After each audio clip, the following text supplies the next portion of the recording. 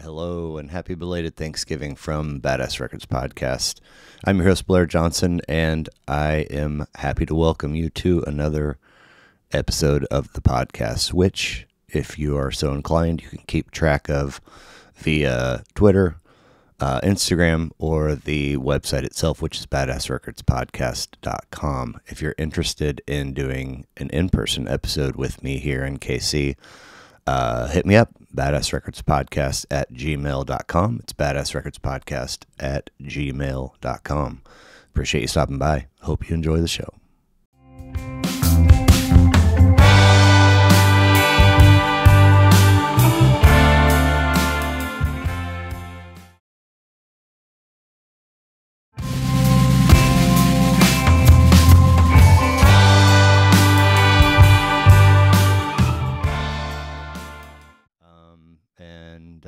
I think we got one last little spot up in that corner for you to sign when we're done, which would make this episode 94 of the Badass Records Podcast. All right. Hanging out with Andrew Morris. How's it going? Hey, it's going good. Thanks for having me. Yeah, man. Thanks for being here. As we were just discussing, it remains a bit of a mystery how I don't know if I was on Billy's page or what, but somehow I came across your stuff and I think there's something about me and my music that sort of gets into people before they even know who I am. It's sort of like comes to them in a dream, and then they wake up in the morning and like, I need to contact Andrew Morris for I like it. Badass Records podcast. It's just, Nice. I mean, it's not the first time it's happened. I'm just saying that. Right. Well, thank you for being here. Much appreciated. You, information-wise, as far as stuff that you gave me, something of an anomaly in that I have a few details here and there, but a lot of it's sparse, and so if I fudge something, please correct me. But the Match Sellers. Yeah, the Match Sellers is... kind of my main group. I met Julie, my wife, about 11 years ago, and we were living in Germany after college. I got a scholarship teaching English, and she did too. I'm from a small town in Indiana called Warsaw. Okay. Warsaw, Indiana. And so I think I just connected a later dot, but go ahead. Okay. Go ahead. All right. Well, yeah, and then she's from Kansas City, and so she got... We both got placed by this program in the same city, and just wound up becoming friends and playing music. Yeah. Nice. So I feel like I saw something slightly more descriptive than scholarship when it comes to what you're over there doing, but the name of the term is escaping me right now. Who is the program through, and what was it? It was like a partnership between the U.S. government and the German government. Okay. So on the U.S. side, it was called the Fulbright Scholarship, and on the German side, it was like the Amt für politische Ausbildung or kulturelle Austausch or something like that, and. So that was. So you're over there through a university?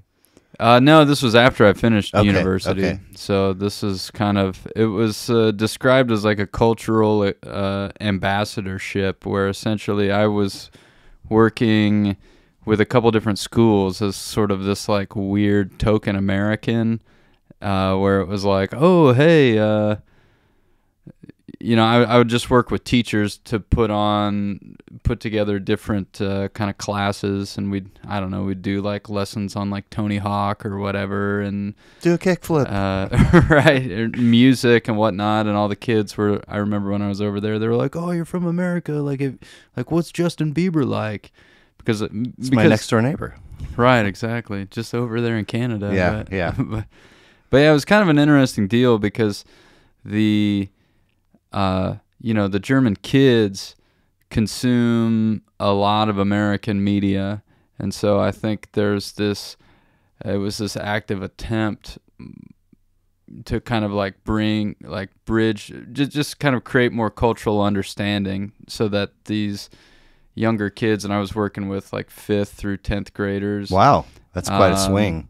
Yeah, big swaths, just so that they could, maybe encounter, a foreigner or an American or kind of a real live person, and sort of realize that, oh, maybe they're not quite like what you see. All my kids watched How I Met Your Mother, so it's like maybe Americans aren't all like this How I Met Your Mother person, and I think I could, bring a little bit of whatever real unique cultural stuff to these students. So it's kind of like having, I was basically an assistant teacher, so it's kind of like having like an exchange teacher, in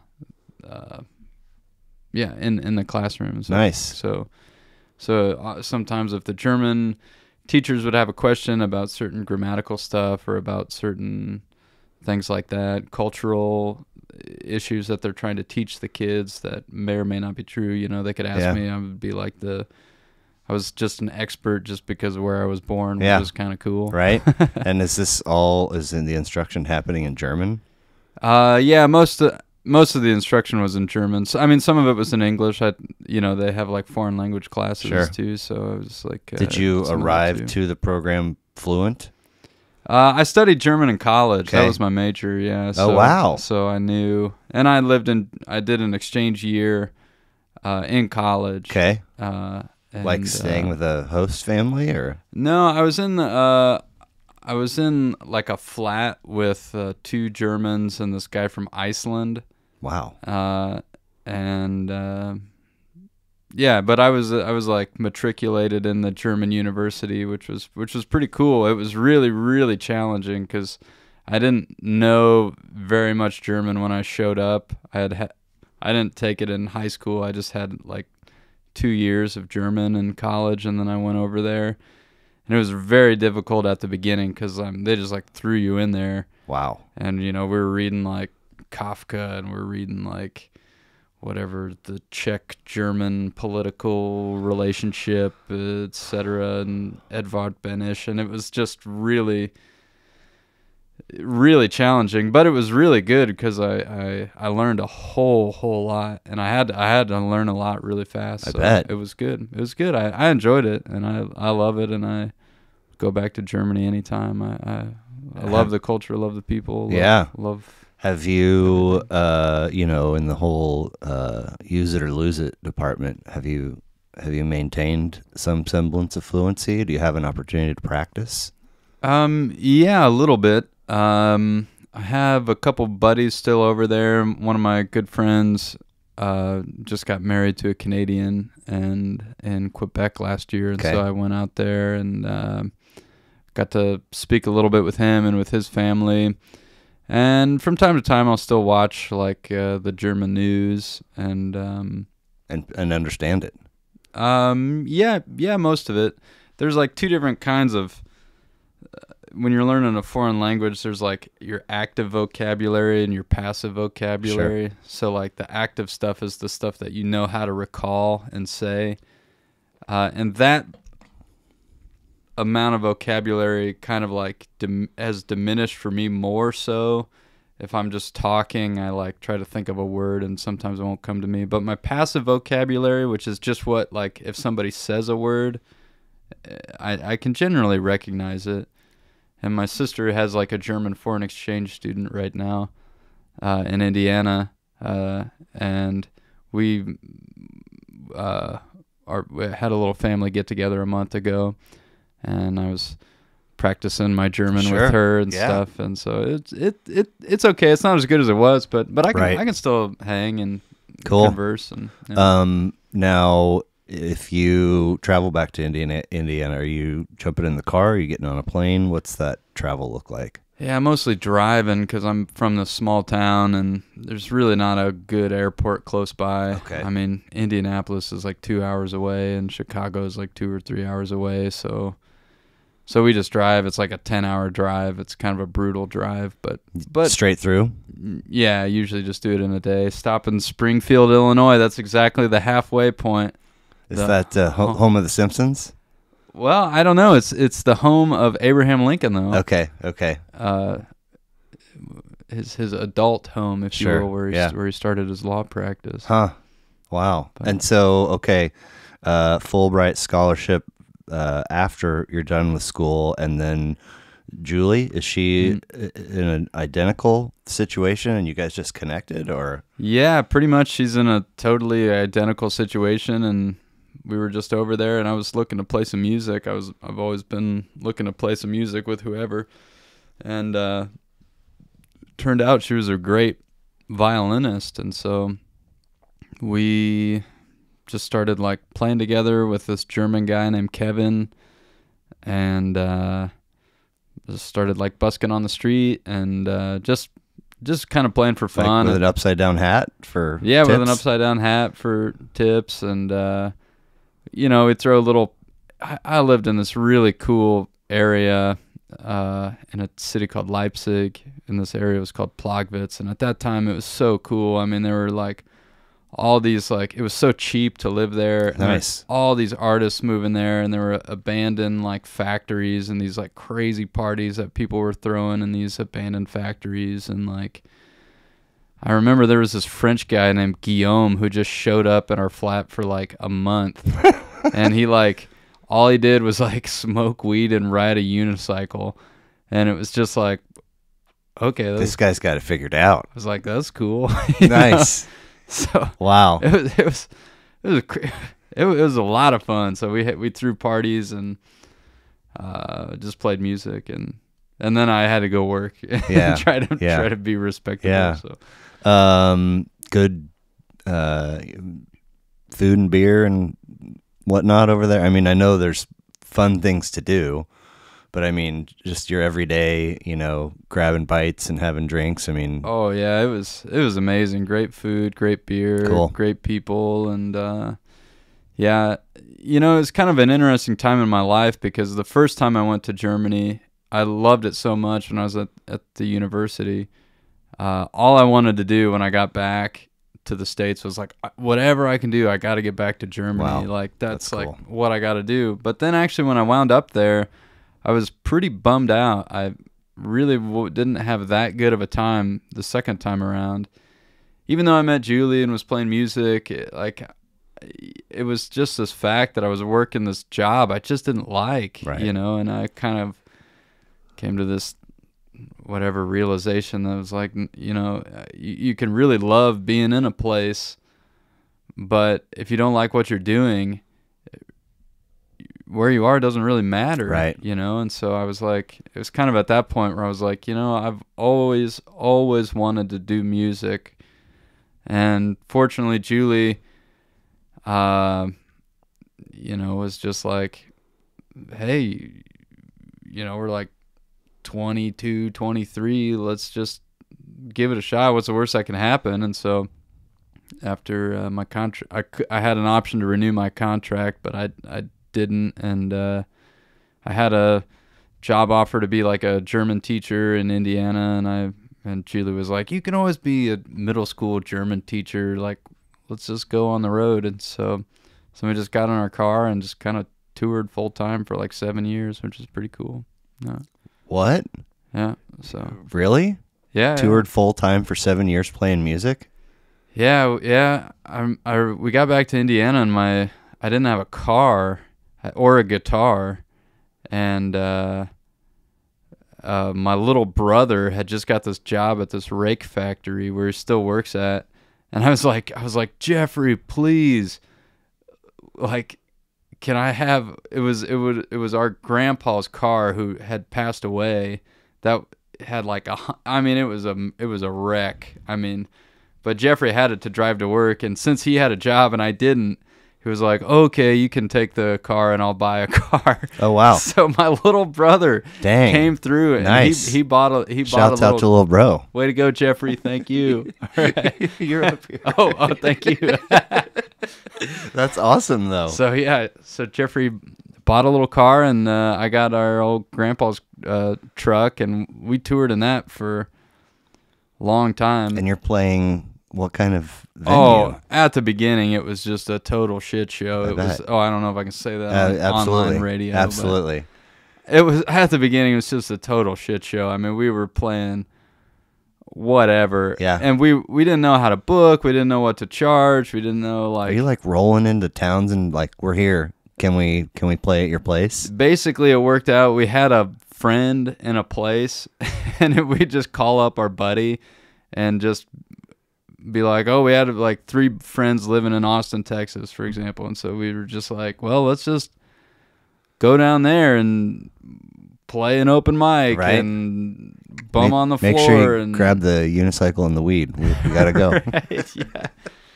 So we started doing that, and then, we would get on Yelp and we would just email every little shop wherever we were going, because if we had a place to crash, then that was what it was about. Yeah. But it was really hard for the first year. I mean, we did not make any money, and it was, it was really tight for about 2 years. And then in the third year, we finally started, like, we realized, oh, if we go to a brewery, they'll pay us a couple $100. You know, like, wow.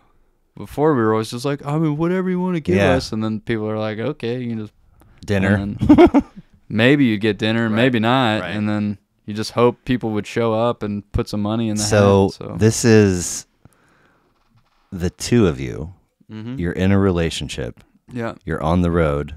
You're in a vehicle, crashing wherever you're crashing, and the whole husband and wife that work together. Or the natural curiosity, I think, is, don't you guys get sick of each other, and not having that sort of daily separation piece in theory could ramp up the potential for disagreement, but you guys are just making it work. Yeah, I mean, yeah, like anybody, yeah, we had disagreements and stuff like that, but all in all, we really both had a great time. I mean, I really, really like Julie, and I really like being around Julie, and I always kind of think it's, like, to me, it seems a little odd when, I understand when you need, like, separation from people. I totally get that, but we get along so well. I mean, and obviously we argued about stuff and worked through issues we had, but I really, and I think Julie feels like this too. I think it was a true blessing that we got to spend so much time together. Cheers to you guys. And man, that feels like if we come out okay on the other side of this, we can take on anything, kind of thing. Yeah, kind of like that. And I don't know, I just love, we like doing the same stuff. We like hanging out. I just love being with Julie, and there's I don't know, to me it doesn't really seem weird. To me it just seems like this is kind of the person I want to hang out with, you know, most of the time. Very cool. Except for little times, but yeah. Right. So how did you arrive on the name The Match Setters? Yeah, the Match Sellers came from... Sellers, I'm sorry. I said setters, I think twice now. Match Sellers. Yeah, the Match Sellers, when I was living in Germany, I was really into, like, the Weimar... Like, I studied the Weimar era, which is... So, like, World War I happened, and when the monarchy kind of collapsed, Germany set up this republic, and it was based in the city of Weimar, so it's called the Weimar Republic. And... I kind of studied that period of German history, and I just loved that era. There was a lot of really cool art and stuff that was happening, and I really felt like it was kind of related to, like, contemporary American culture and, like, politics and stuff. It was, like, super radicalized. Obviously there were right-wingers, like the Nazi party that came up, and, like, hardcore left-winger communist stuff, but just some really cool art that came out of that period. And one anyway, one guy was a guy named Otto Dix, Ottodix is his last name, and he I just love this guy's paintings. He was a painter. Cool. And he did all sorts of just really interesting, sort of dark paintings of kind of dealing with like the trauma of World War I and stuff. He was a soldier, and so he had this painting that I really, really liked that was called Der Streichholzhändler, which is the match seller. And this painting was of a war cripple, like a World War I vet who, like, I can't remember, I think his like legs are blown off and one of his arms blown off, and he's the painting has a view of just him, this like kind of war cripple, sort of just whistling on the street, and he's selling matches, trying to make money. And apparently this was a very kind of common thing that was happening in the Weimar era. You had all of these like soldiers from World War One that, you know, Germany was so deep in debt that they couldn't really afford to take care of, you know, a lot of these like war veterans and stuff. So that was like a big issue in the time. And so anyway, this painting was of this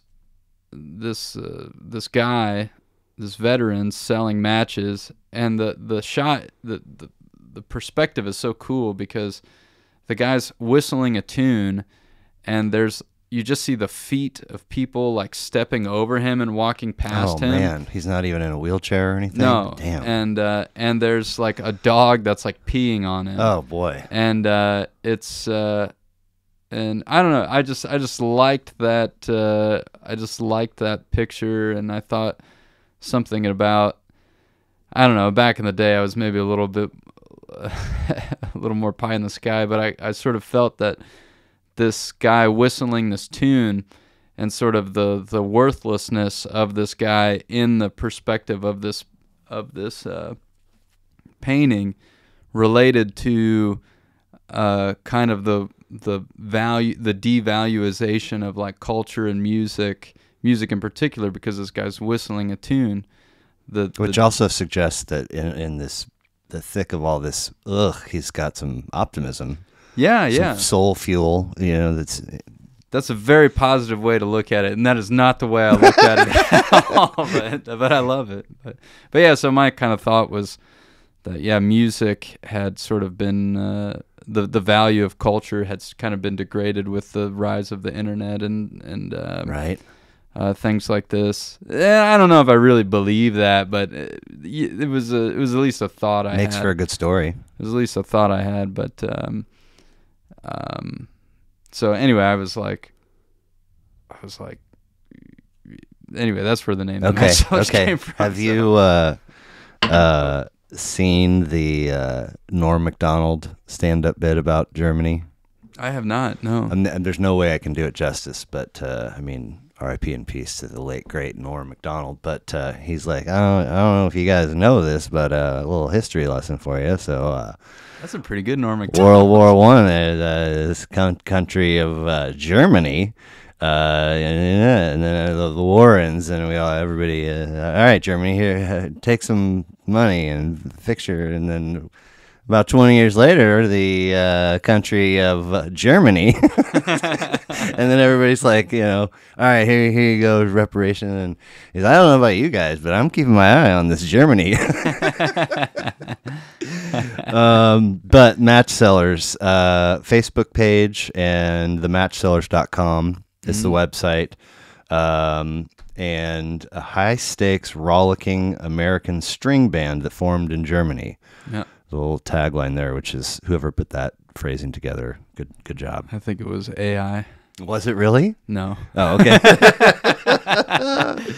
Oh my gosh. So, born and raised Indiana? Yep. Okay. Little brother at the rake store that gives you grandpa's truck. Any other siblings? I have an older sister. Okay. Yep. And do you know how your folks met?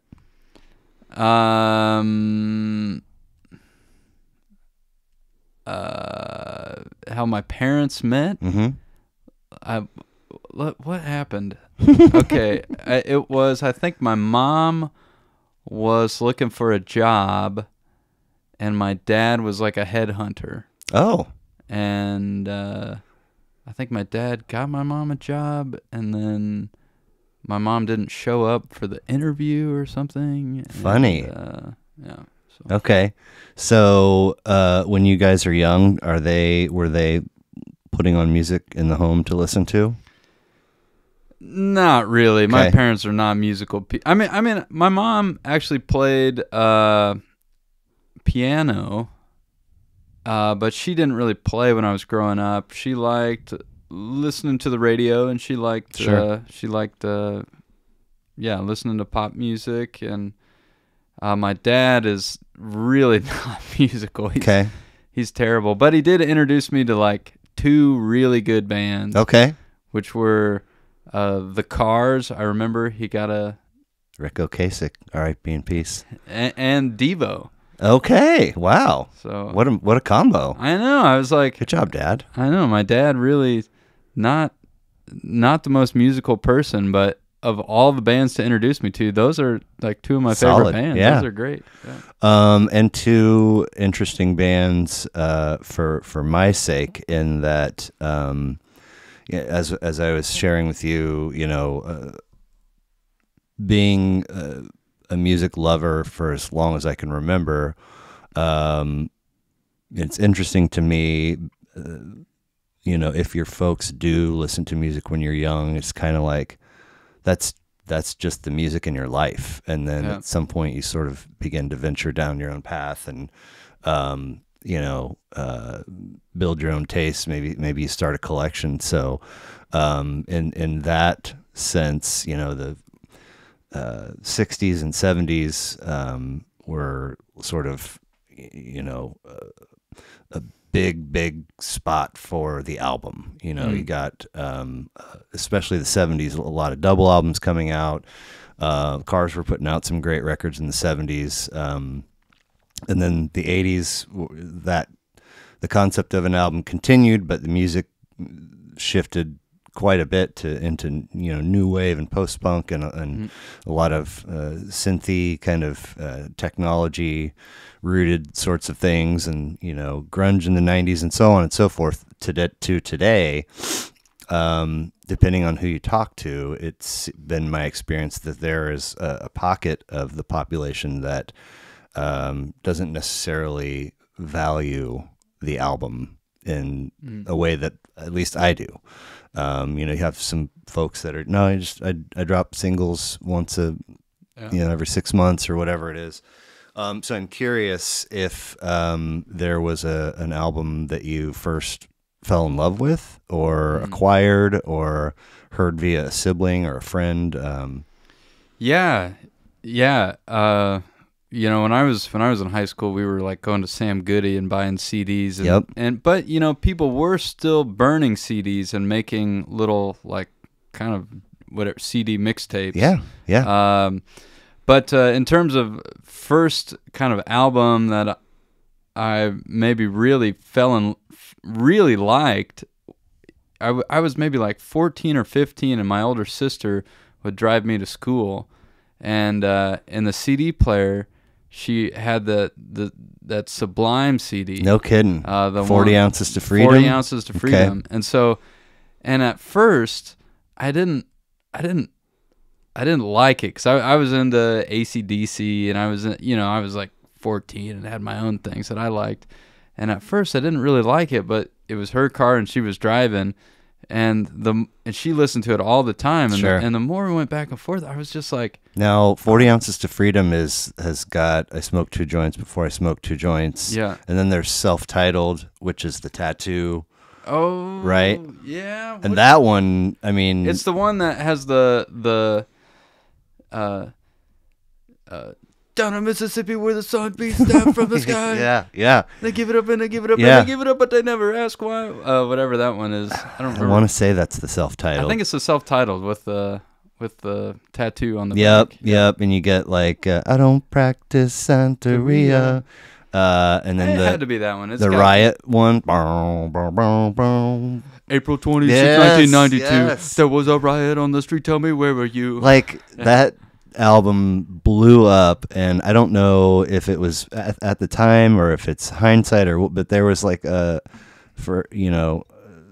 wanted to hate on it, and I was like, he's sort of putting rock and punk, and there's some scratching happening, and there's a lot of cool things that they've made come together. And so, I mean, hate on it if you want, but it's a great record in my opinion. Yeah, that's interesting, because I think I'm like a little too young to understand the associations of like what Sublime meant. Right, right. And even just a little one, it sounds like one string, just single notes. Like, that's a heck of a riff, man. Yeah. Like, kudos, it doesn't all have to be Joe Satriani and Eddie Van Halen. Yeah, I mean, I liked that album a lot. Same. And I think there's different kinds of music. Music hits you differently. Like, sometimes you hear something and just immediately it's like, yeah, that's it. Mm-hmm. That's what I'm into. But sometimes you hear something and you don't really dig it, or you don't really get it, and you have to listen to it multiple times. But the more you listen to it, then all of a sudden, like, at a certain point, something clicks and you go like, ah. And I think for me, that album was the first time that experience had happened to me. Cool. I think before that, when I was younger, I loved AC/DC. Sure. I loved the Let There Be Rock album with like Angus Young and that light coming down from heaven on him playing the guitar on that album cover. AC/DC made a lot of good records. I loved AC/DC. Yep. I still love AC/DC. But that was stuff that, as a teenage boy, I just freaking loved. I just could listen to it and like, yeah. Now I've said this before, and maybe I said it to Billy, I don't know. But one of my all-time favorite AC/DC songs is one that I would encourage, a variety of musicians in different genres to consider covering, and it's Ride On. Do you know that one? Ride On. I don't know that one. It's like chill and like bluesy, and heartfelt, and it's really gorgeous. Oh, yes. Is that Bon Scott, or is that Brian Johnson? I think it's Brian Johnson. Okay. See, I was always of the opinion that like once Brian Johnson came on, AC/DC just really went downhill. Well, downhill might be a tiny bit harsh. I mean, he's on Back in Black, isn't he? Yeah, that's Brian a good Johnson. record. Yep, that's the first one he was on. Yeah, and it's not a bad record. But I want to say, I'm not positive, but I want to say Ride On is on Who Made Who. Okay. Which is the soundtrack album to Maximum Overdrive, the movie, I believe. It's where like machines it's like the vending machine is alive and whatever. It's not. I'm not. That sounds like an awesome movie. Yeah. But it is. I mean, in AC/DC, a lot of good records, a lot of good instrumentation, a lot of great vocals, but they were also kind of hitting on or near that sort of token timestamp track length. 4.5 minutes. Oh, they had their thing, and they did it, but they perfected it. Yeah, but Ride On is like longer, and it's got. I mean. Oh, dude, it's so good. All right, we recently worked up a cover of "It's a Long Way to the Top." If you want to rock and roll, okay. But maybe we'll have to add "Ride On" for the really hardcore fan, even more hardcore than me. So well, it's I mean, we're talking. That's the wow. And there's a couple little dun dun dun dun dun dun, and they build up, and it's like, oh, dude, it's so good. That's great though. I love that Sublime record too. How about? Oh yeah, that's before you ask that question, that's just what I wanted to say. Is that record was the first time that happened to me where I didn't immediately like it, but the more I listened to it, I'm glad you said that, because I have had that experience, but I've also had the experience where somebody here gives me 20 burn CDs, all albums, just not, original copies. And I listened to, they're all, acts I've heard of, and I listened to, and it's like, this isn't for me. And then 15 years later, I'm like, I have no explanation whatsoever for why this did not jive with me when it did. Yeah, that's and weird. It doesn't matter. Yeah. But it's a fascinating phenomenon to consider, because, I think the message is, I'm not the same person I was in 2004 when I first tried to listen to My Morning Jacket or whoever. But it's interesting because that phenomenon can happen not only over huge expanses of time, like 15 years, but also like the next day, or even a couple hours. Right. Like there's like, you wake up in the morning and you don't feel like, I don't know, whatever, putting on AC/DC. Maybe you want to listen to Chet Baker or something, but then, your mood can affect why you like the music, because, forever until recently, listening to music was a much more intentional activity. And, the invention of the home stereo and the car stereo, and now having everything on our phones, and you could, quite frankly, just be in the wrong kind of mood. The next day is different, and it hits you differently. It's wild. How about first show or first memorable show? First memorable show, for me, that I saw, first show I saw was in the park, the city park of Warsaw. The Parks Department brought through Three Dog Night. Nice. Jeremiah was a bullfrog. Jeremiah was a bullfrog. And what else? They had one other big one. That's the only one. No, that's the same song. No, yeah, that is the same song. Yeah, but that's the only one I remember. But I was pretty young, and I remember they came through, and I thought it was just kind of cool how everybody got together, and the whole town got together and watched this band, and everyone, it was so weird as a kid because everybody got so excited about Three Dog Night, but I didn't know who Three Dog Night was, and like I didn't get why now at this moment everybody was talking about Three Dog Night and everybody was singing Jeremiah Was a Bullfrog, but like 6 months ago or before the show was announced, nobody was talking about it. Never even heard of these guys. I was like, okay, now all of a sudden these guys like are so special and change your life, and it was just my kid brain thinking. Sure. But it was. Now, was this a show that the family went to? Yeah, yep. Okay. Went to it just out in the park, and I just remember it just got dark and everyone was dancing, and in Warsaw, Indiana, like people just don't really do that. It's like a little conservative town, and you just don't really cut loose. Yeah. Footloose. You just don't really do it. Yeah. And then Three Dog Night came through, and I think I saw like my mom and my dad kind of dancing, and I was like, oh my God, I've never seen anything like this. What about intentionally, like sort of as a older person than you were for that experience, first show, like with buddies or? Yeah, let's see. First show with buddies.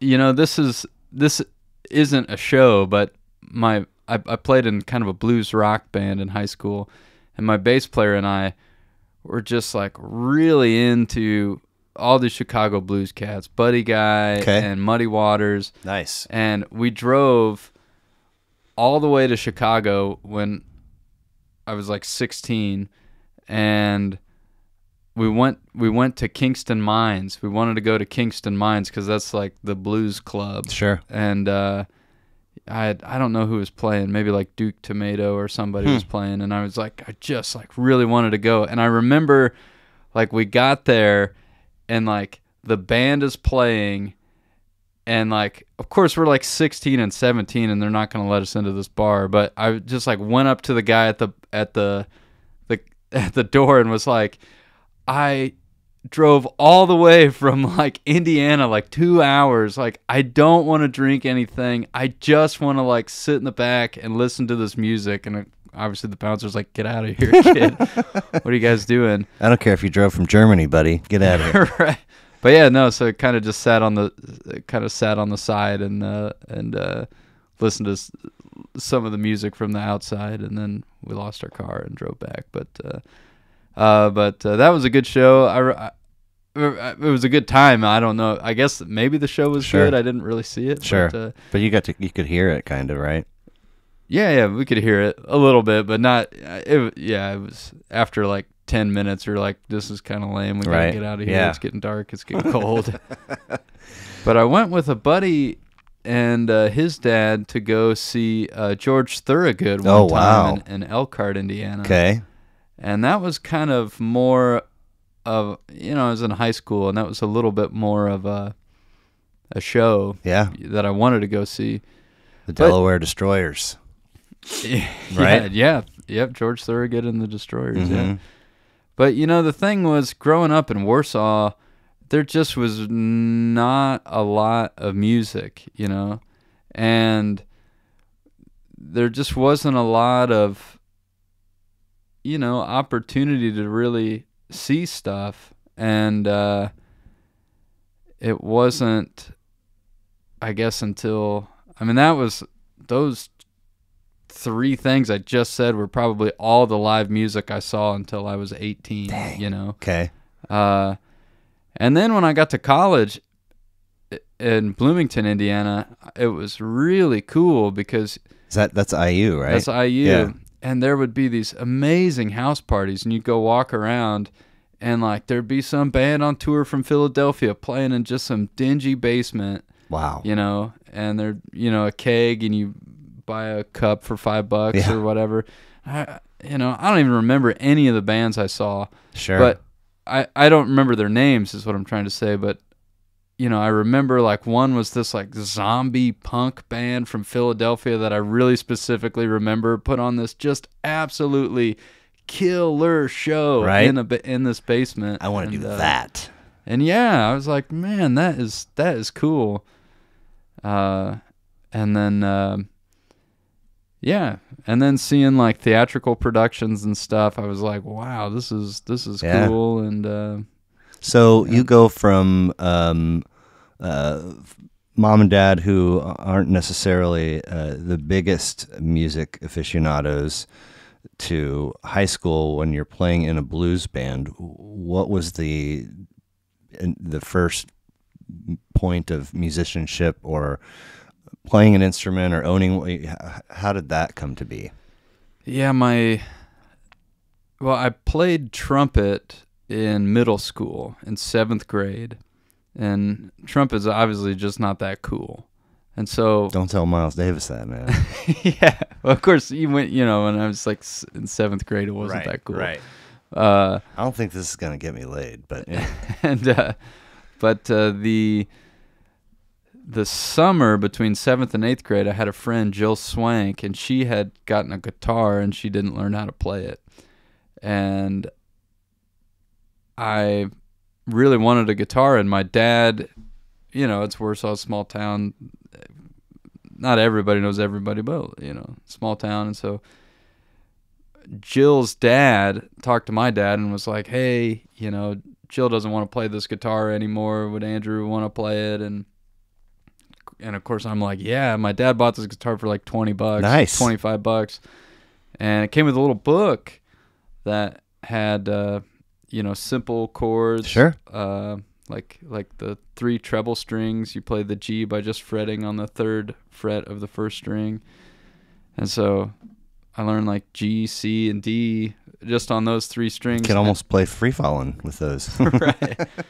And so I remember asking my dad, I was like, I really, would like a guitar. And that opportunity came up, and he was like, well, I'll buy it. But yeah, it's $25. And what he gave me some sort of deal. Like if you gotta rake the leaves. If you actually learn how to play something in a month, then you can think about getting another guitar, because it didn't fret above the 4th fret. Oh. Interesting. Okay. I think it was some deal like that, but I don't think he actually ever got me another guitar because maybe I did get one for Christmas. I think I got a little Epiphone SG because I wanted to be Angus. Red Epiphone SG. So that first one from Jill is no longer in your possession. No, I think it's gone. I think I gave it to somebody, or maybe I smashed it on stage at one point. I don't know. But it was nice. I mean, it was terrible. I work on instruments now, and it was like, I mean, it worked. You could play up to the 4th fret, but if you went above the 4th fret, it buzzed. There was huge. It had all sorts of fret issues and all sorts of neck issues. So this is an electric? It was an acoustic. Oh, an acoustic. Okay. Yeah. Oh, but it buzzed. Interesting. Yep. Okay. But so that's summer of going into 8th, and then by the time you're in high school, you're in a band. Yeah. Then, you just meet other kids who are into music, and I had this good buddy, Ethan Bartman, who lives in Ohio now and plays in a really sweet psych rock band called Water Witches. Okay. But, yeah, I mean, he and I, we were hanging out and playing. You just wind up meeting kids in school, and it's like, you see someone with a Pink Floyd T-shirt, and you're like, "What?" I got to talk to that guy. I like Pink Floyd. Yeah. And so he was there. This guy, Billy Music. He doesn't really play out much anymore, but he was an amazing musician. And you don't by chance know a guy named Scott Reed, do you? Scott Reed. I don't know if I do. He I actually talked to him on the phone last night. He works on instruments out of his house, and is going to come do one of these. And cool. Has recently started. I learned last night, started a YouTube channel. And doing different things, and some of sounds like he's got a nice little view count on some of them, and a decent subscription. So I just Scott Reed. Yeah. I think largely he focuses on horns. And I was not really I thought that was like a sort of a side hustle, but I mean it's this full-time deal, and he was telling me a couple or three acts that like have come through town, and it's like, hey, so and so's sax is acting up, and they bring it out, and it's like, oh, wow, very nice.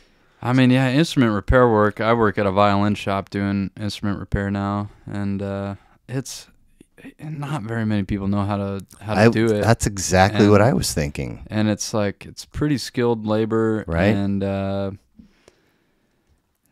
yeah, I mean, seems like there's more work. Every time I go to a show, I almost kind of don't want to tell people that I work on instruments, because I'll go to a show and there's always somebody that's like, "Oh man, look at my guitar, look at this, look at that," and which is cool. I like working on them, and I'm glad I know how to do it. Right. But I kind of got more into it, to make a little money when we were off the road. I started working for a shop in town and fixing some stuff, and then that shop closed, and I built a guitar and did some of that stuff. And where does one start when you decide you're going to build a guitar?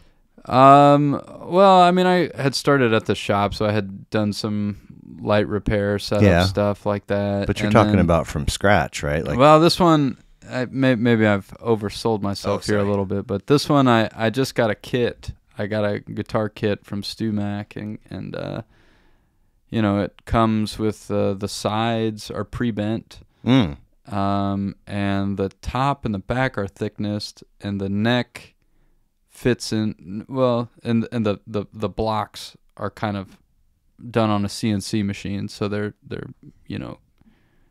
roughly there, but yeah, so you don't have to like go chop down the tree, right? But yeah, no, so it was fun. I still have that guitar. I played a lot, and yeah, it's great learning experience. Cool. You learn how to set the neck angle, which is hard to do. You learn how to do the braces. You learn how to do all the binding. You learn how to do all the, positioning the bridge and intonating the saddle. And You might as well be speaking German to me right now. Cause yeah, it's like, I mean it's a lot of but tuning it's a guitar is mildly overwhelming to me. So I mean, you're talking light years ahead of anything that I understand. But it all sounds super cool. That's my MO. I just want to sound cool. It's like the number one thing. I've Mission been accomplished. I've been trying my whole life. Finally, right. So blues band, playing guitar in high school, but you have since moved on from the guitar. Is that accurate? I mean, I still play just guitar. I still play guitar and Match Cellars. I mostly play guitar. Okay. Now, what did you came over wearing an instrument? Yeah, that's a mandolin. I didn't know what kind of operation you were running here, Blair. So I mean, it's the world is your oyster. I mean, if you want to get it out and mess around with it now or later, I mean, whatever. Yeah. Maybe we'll get it out here in a little bit. Pick a tune. So. All right, band trajectory, Match Cellars, cool painting of the vet, and ultimately, you sent me a list of albums. Oh, I don't even remember what was on there. That's my favorite when folks say that. It just makes it right, raw good. And fresh. Now, and this is also quite the anomaly, in that if we take your 5 and your honorable mentions, I know 2 artists. The rest are like, what? So typically I like to roll through them chronologically in year, release order, which means we're going to start with a record whose title I'm going to totally butcher because it's in German, or maybe it's in German. Dreigroschenoper? Die Dreigroschenoper. Very good. Thank you. The 3-penny opera. Kurt Weill. Yep, Kurt Weill. Bertoit Brecht. Bertolt Brecht, you got it. And Lotte Lenya. Lotte Lenya was an actress. An actress. On the, I think the original production, I want to say. Okay. But Kurt Weill wrote the music, and Bertolt Brecht wrote the lyrics. Okay. And the play. It's a musical. Right. 3-act musical / opera from 1958, and not to be confused with one of my current favorite musicians, Kurt Weill. Right. Ville. Right. Kurt Weill and the Violators, who has a new record out this month. Oh, does he really? Yeah. His last one was last year. And there's so many things that I love about him. Man, Kurt Weill's so cool. Like his last record, the title is just, what is it? Watch My Moves. And it's a parenthetical. It's in parentheses and it's all lowercase, and it just appears as a throwaway line in the album's best song by far, in my opinion. Mount Airy Hill is the name of the tune, and it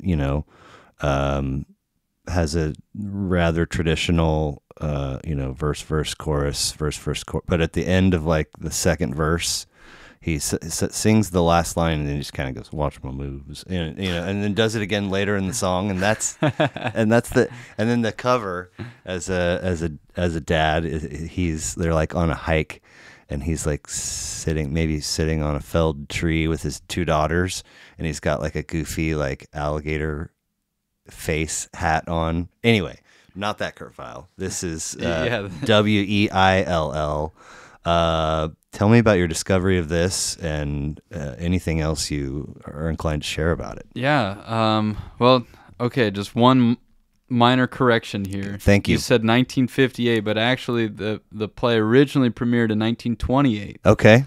So this is in that, I was talking about that Weimar Republic era, and this is in that era of Germany. And so I learned about this opera in college when I was studying German, and it was really, really cool. I don't know if you're familiar with the American musical Cabaret.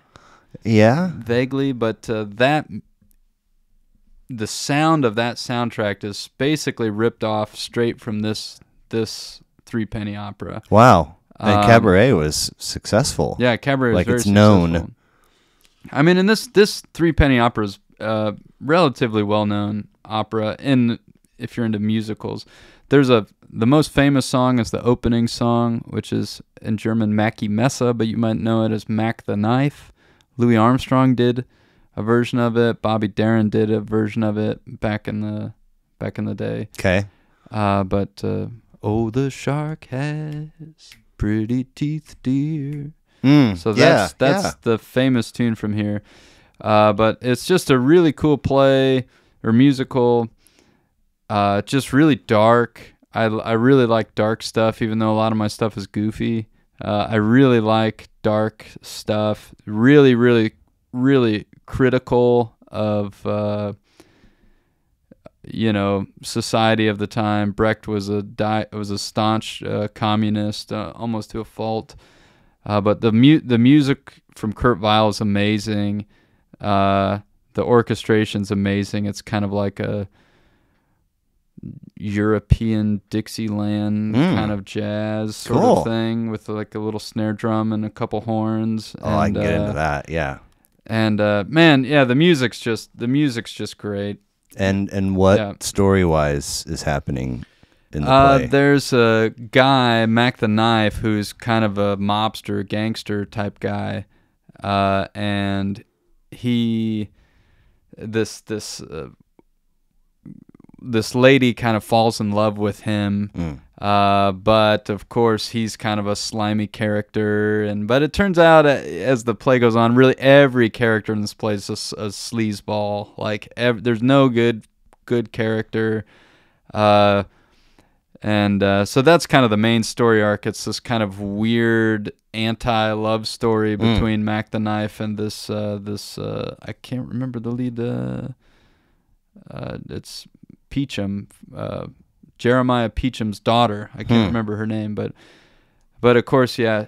So the lead female role, her father is this Peachum guy who runs this ring of beggars.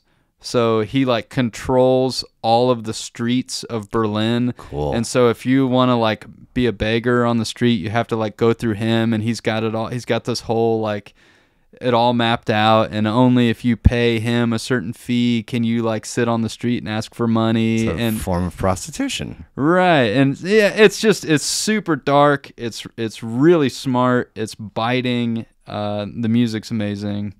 The Threepenny Opera. Yeah. Very cool. Very cool. So, okay, that makes our leap from your first album to your second even larger. I was thinking it was, 40-ish years, but in reality, it's probably 70, because we're going to go all the way to 2002. Oh, wow. That was my next one. Loretta Lynn, all-time greatest hits. Nice. This is great. 60 records this gal has put out. What makes this one special enough to garner a spot on your list? I mean, Loretta Lynn is just the coolest. Loretta Lynn is just the coolest person. I love, a thing that's kind of similar between the Brechtian stuff and the Loretta Lynn stuff is that they're both aggressive. Like Loretta Lynn is just right in your face, right, and just says what she thinks and says what she feels, and she doesn't really care what you think about it. And some of her album titles are like, just like you said, just on the nose, no F's given. Right. Here's what I'm thinking and feeling, and this is what I'm going to call this thing. Yeah, and I love that directness, and that's kind of sort of like Bertolt Brecht is very direct. He critiques the capitalist system. He critiques the church. He critiques sexuality. Critiques all these things, and just like, okay, wow, that's kind of aggressive, and Loretta Lynn's like that too, And what was your introduction to her music?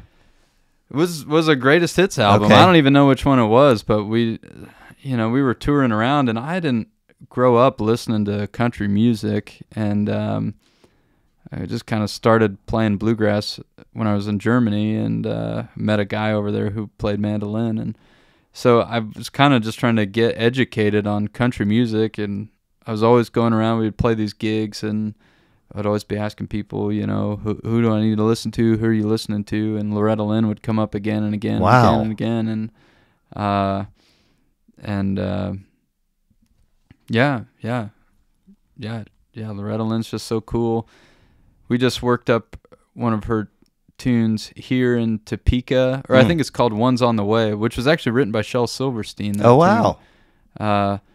But it's, you know, just amazing about like a single mom, or, well, I guess she has this husband who's out on the town, but she's like at home taking care of the kids, and everyone on the news and on the radios talking about how great life is, and there's these people. The girls in New York City are marching for women's lib, and Better Homes and Gardens shows the modern way to live. But here in Topeka, the screen doors bang and the flies are buzzing. Like the one kid needs a spanking, one kid needs a hugging, and there's one on the way. I'm pregnant with another one too. So it's this just really like, okay, there's kind of a one sort of cultural narrative going on, and she's over here in her own cultural narrative, which is her own truth, you know, her own identity, going like, hey man, that's not the way I see it. I see it like this, and this is a true way to view the world too. Right. This is a true way to view the world too. What I'm saying is valid. And it takes so many balls to do that. And Loretta Lynn's, I don't know, and she's an amazing artist, a true craftsman, great singer.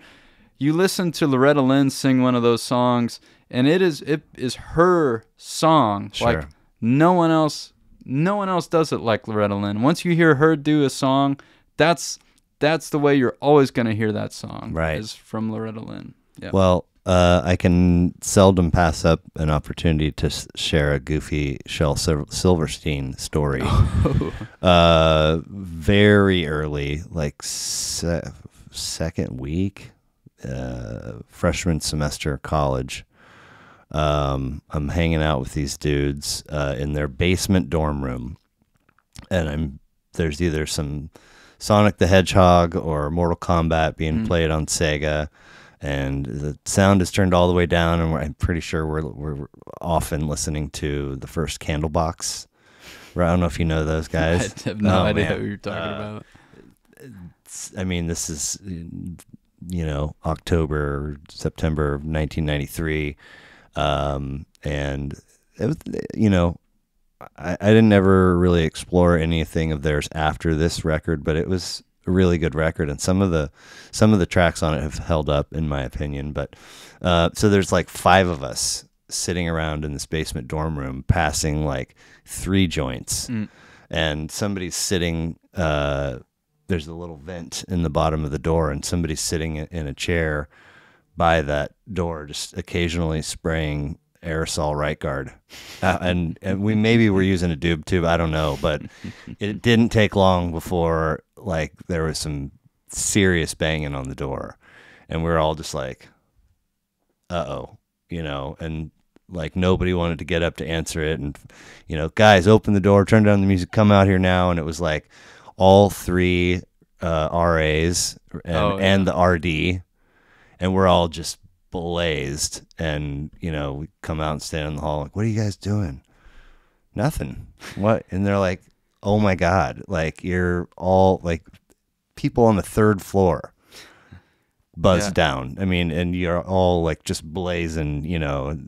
So we got put on residence life probation, and they were like, you're gonna have to go to this class. And we were all like, this is crazy, like what does the damage control look like? And our parents can't find out. And you know, so when the weekend for the class came, it was like you know, the first half of the morning on a Saturday, and it was this dude who just traveled around with an acoustic guitar.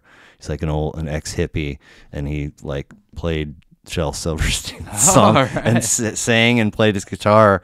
And he was like, "Don't do drugs. Thank you guys." And I was like, that's all we had? All right, cool.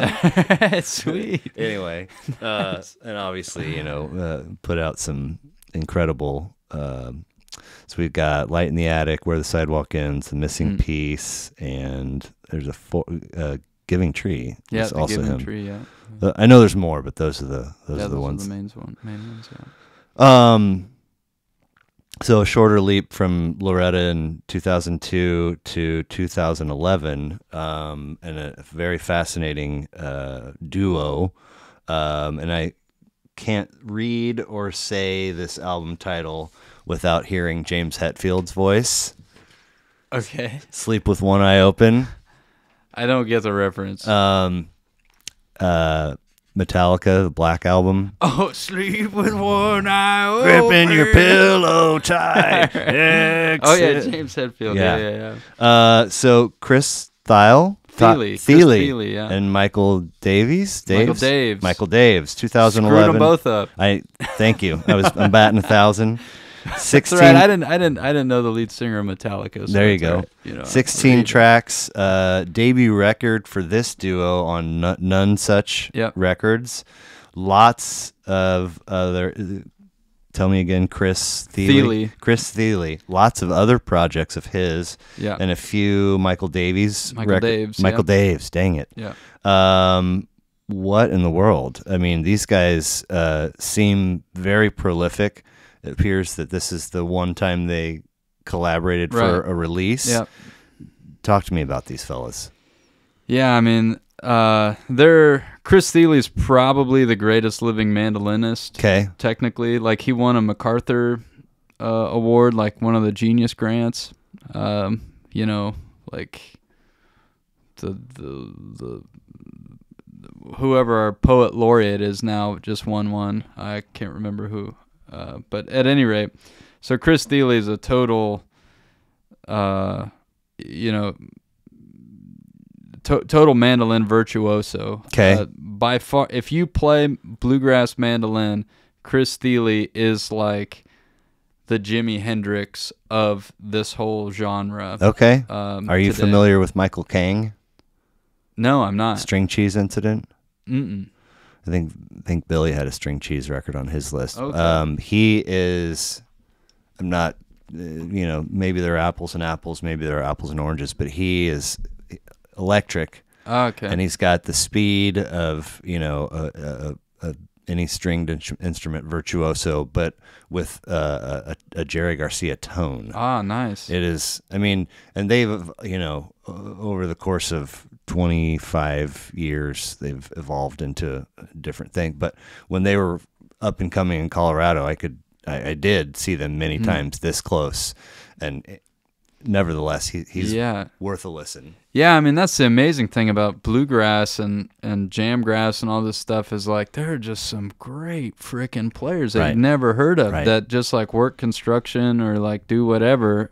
Well, if Michael Kang has not listened to Chris Thile, I would be very, very surprised. I would be surprised too. But so Chris Thile grew up playing in like a bluegrass band called Nickel Creek, like when he was a kid.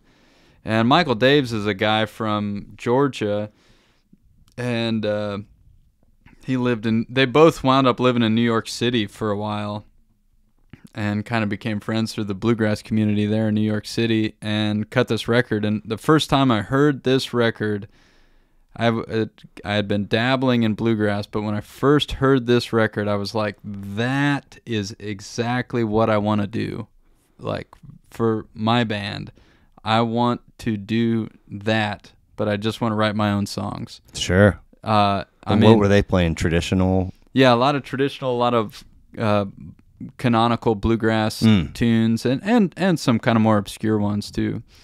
How far you've come from wanting to be the punk Philadelphia band at the frat house party. I want to be something different every day. Hey, right? I love it. Yeah. But this record, I mean, Michael Daves' vocals are just so great. Like, when I first started listening to bluegrass, the thing I love about old bluegrass from the 40s and 50s is these singers like Bill Monroe and Ralph Stanley. Just, I mean, their voices just pierce you. I mean, it's really not good singing. It's just it's just aggressive. It's loud. It's just like, it's just so cutting, you know.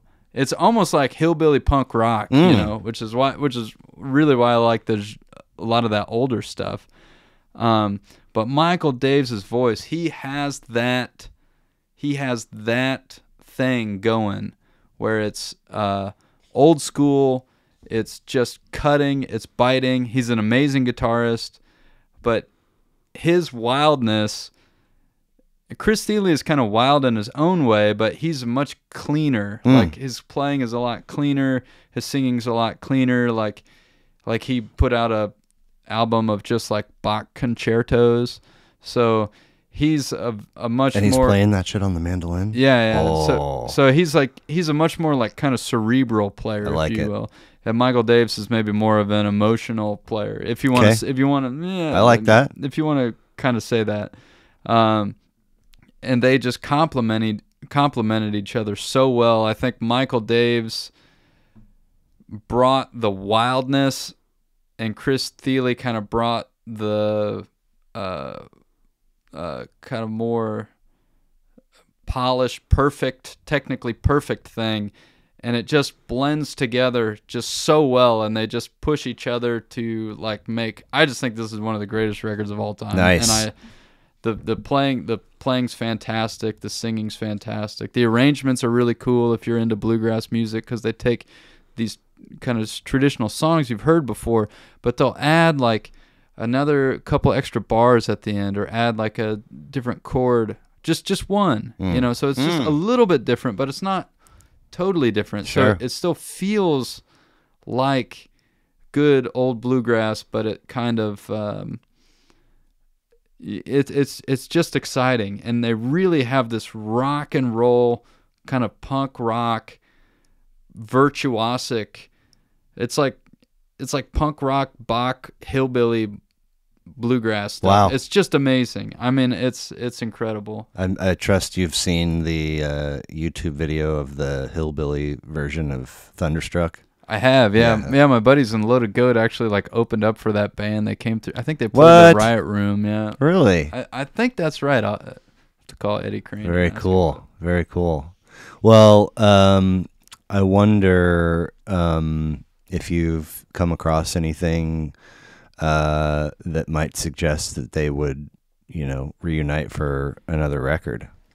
Well, so Michael Daves came to Lawrence a few months ago. Oh, wow. And he played at the Call River Roots Fest, which we played at. Nice. Our band played, and I was so fortunate. The organizer, one of the bookers, a guy named Mike Hanna out there, I've known him for a little while, and he knows I'm a huge Michael Daves fan.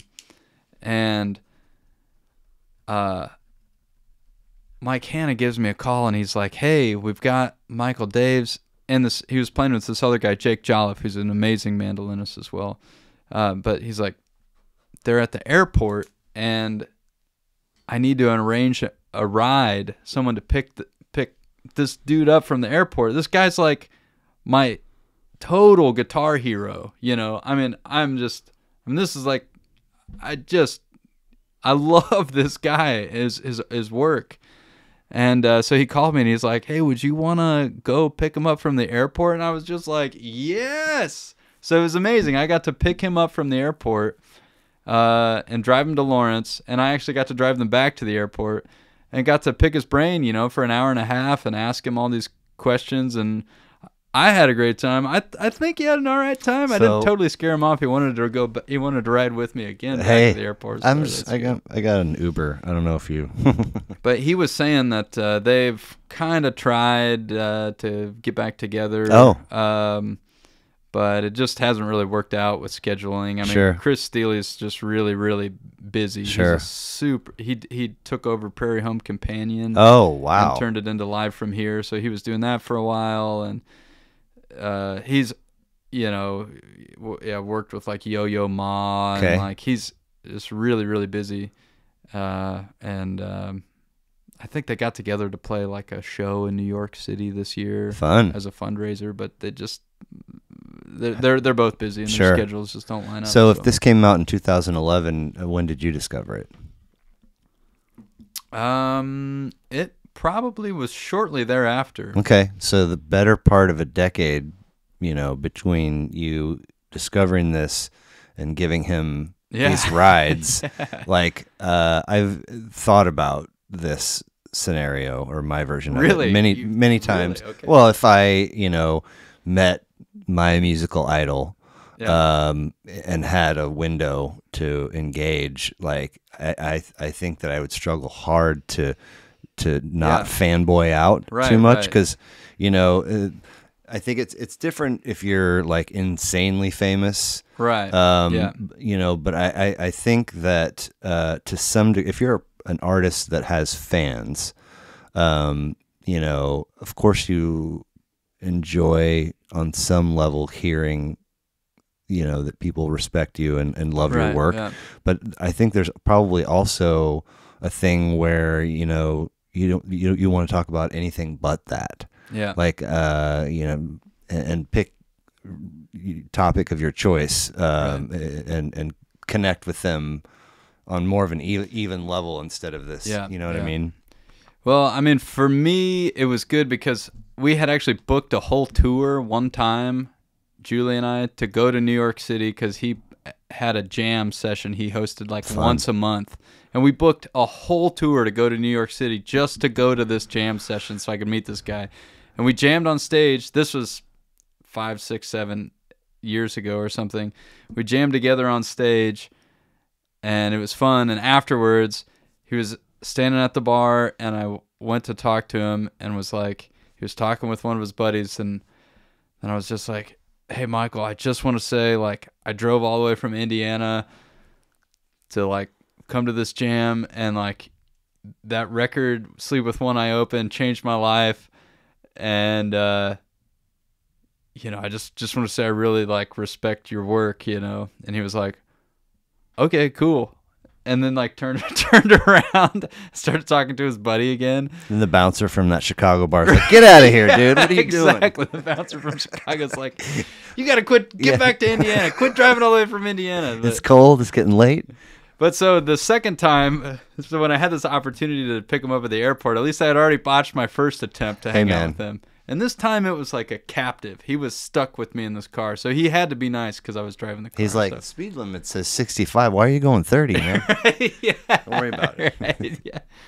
So, but no, it was amazing. We just got to, we just like talked music. It was awesome. We just talked about like, he played with this guy, Peter Rowan, and we talked about that. And we talked about making this record and the gigs they played. Peter Rowan. I know that name.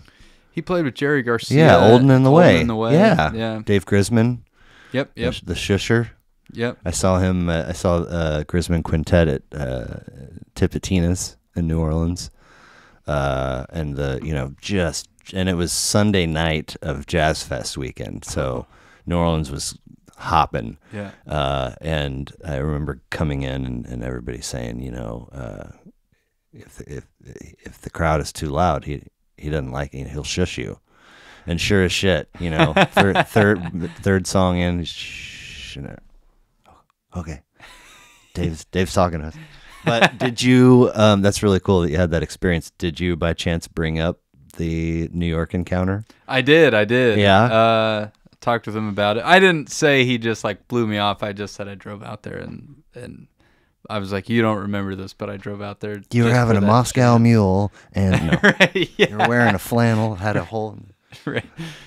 So it was great. It was really cool because like you get to meet somebody like that who you really respect, and I was really glad that he was just generous with his time and with talking with me and answering some questions I had, and we just had a good time. And like I have his like phone number. I was gonna say, did you swap pieces of contact info? And like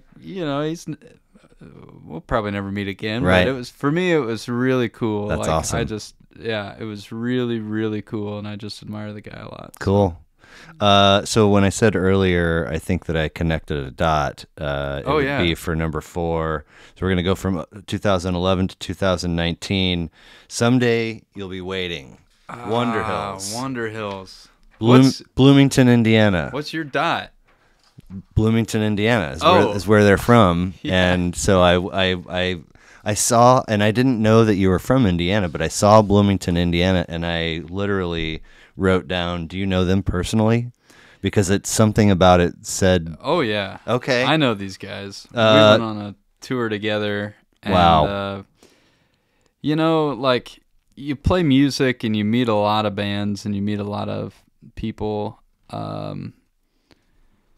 But I think it's very, very rare that you meet another artist that's running in your circle or on your level that you think is truly exceptional. It's very rare. I meet a lot of really good musicians, good groups, good acts, this or that, but it's very rare that in the circles that I run in, which are just like, we've played, the lower rung, if you will, that Gotta start somewhere. I find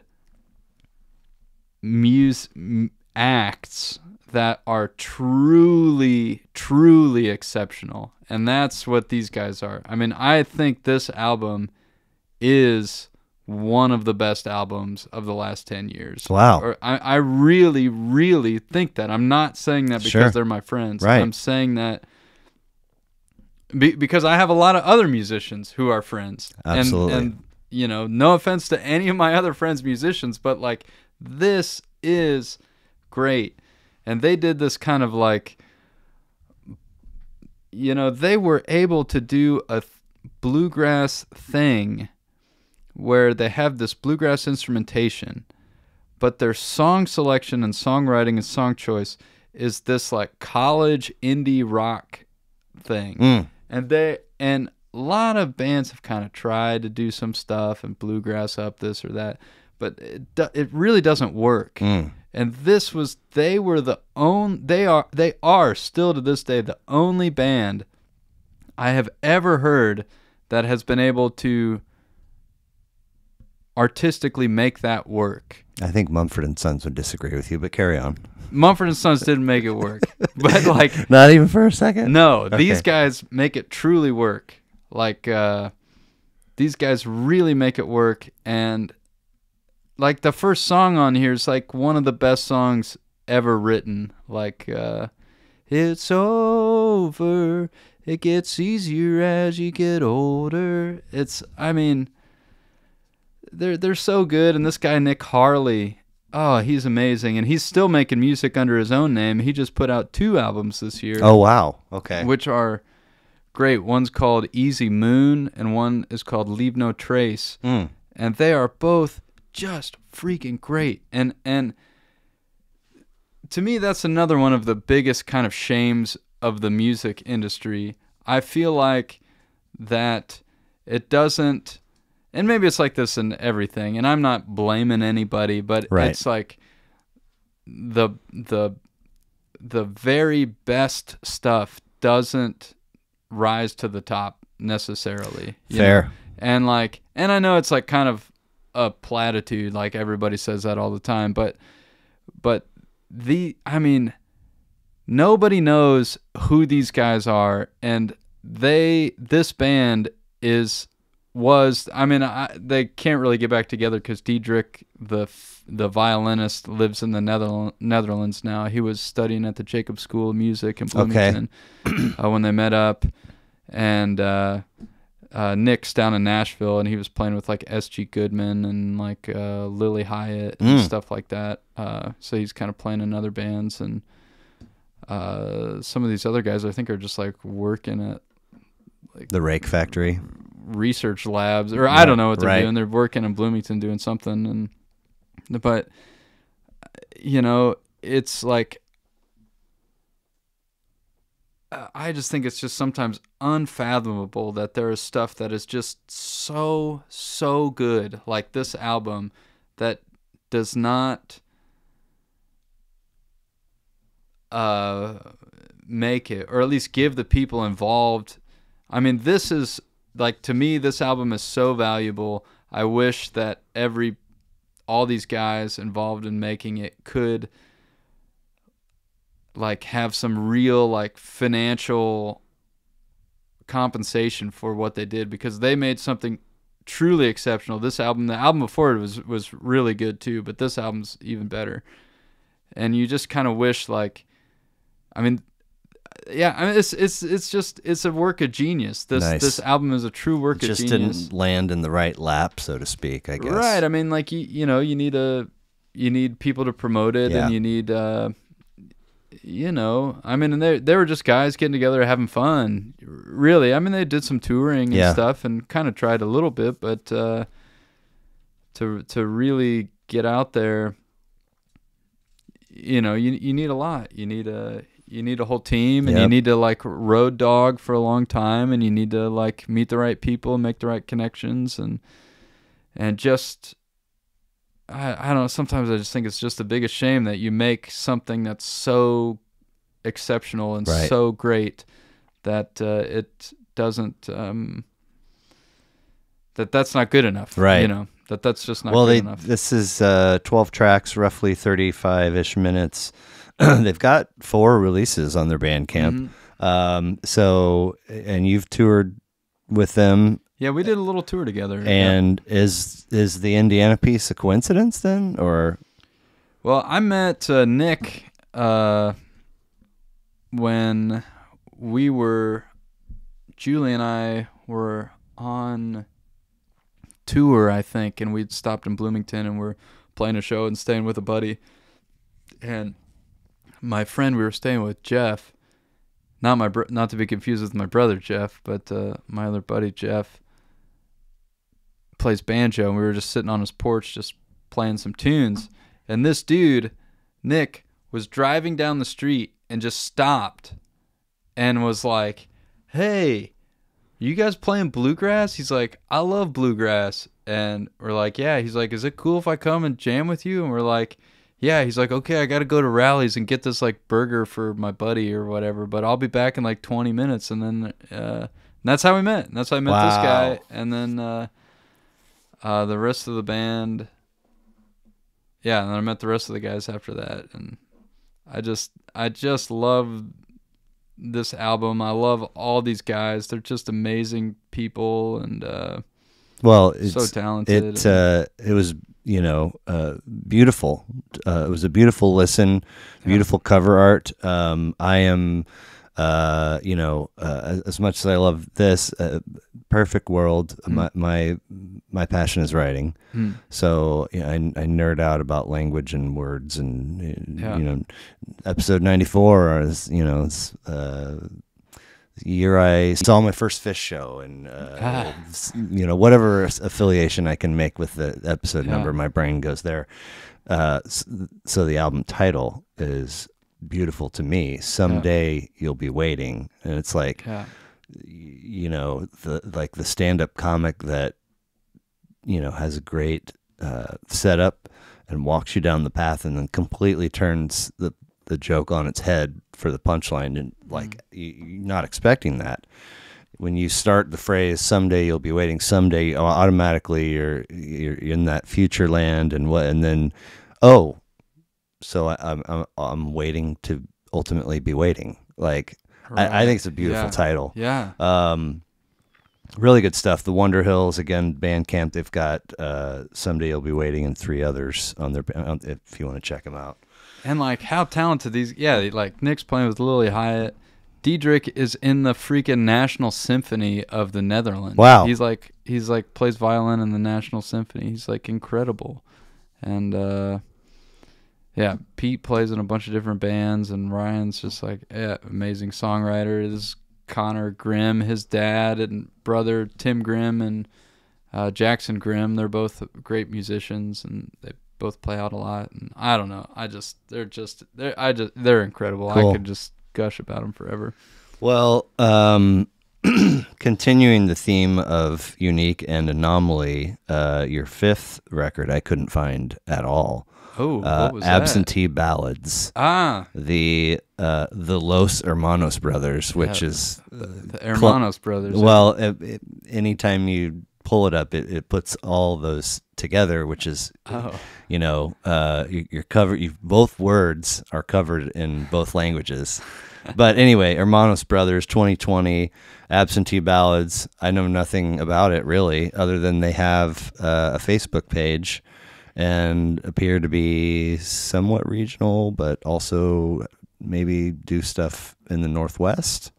Am I close? Maybe that's a different band. I don't know. Could be. There might be multiple bands called that. So that one is a little bit of a cheat because that is a band that I play in. I wondered. But it's fronted by Howard Iceberg. I don't know if you know Howard Iceberg. He's kind of a local Kansas City songwriter. I think the name came up when I was trying to find Absentee Ballads. So he has his main band he played with forever was Howard Iceberg and the Titanics. And he's like 70, in his mid-70s. Wow. And he's retired now. But he's just an amazing songwriter, and he is really on par with like John Prine, Bob Dylan. Okay. I mean, he is of that caliber. He's probably written like 1,500 songs or something. Dang. And his stuff is incredible. And he came to one of our shows and was like, "Hey, would you want to get together and do some recording? I've got a bunch of tunes." And so it's him and Julie, myself, and Chad Brothers, Supermassive Black Holes, and he plays in the Shapiro Brothers. But he works at KKFI. Too. Okay. But anyway, the three of us kind of just back up Howard. And the way that the format works is we set a day to record, and we show up, and Howard just brings a stack of like 10 songs he has that we've never heard them, and they're just lyrics with some chord changes, which are sometimes wrong. and he just gives it to us, and we play through it once. Maybe he plays it once, then we all play through it, and then we record it, and then move to the next one. I love it. It's really raw, really fast. And, Howard has been making music for a long time. But I really, really think that the stuff he's writing now is the best that he's ever written. And he's like, it's just inspiring. He's like in his mid-70s, and like he's doing his best work.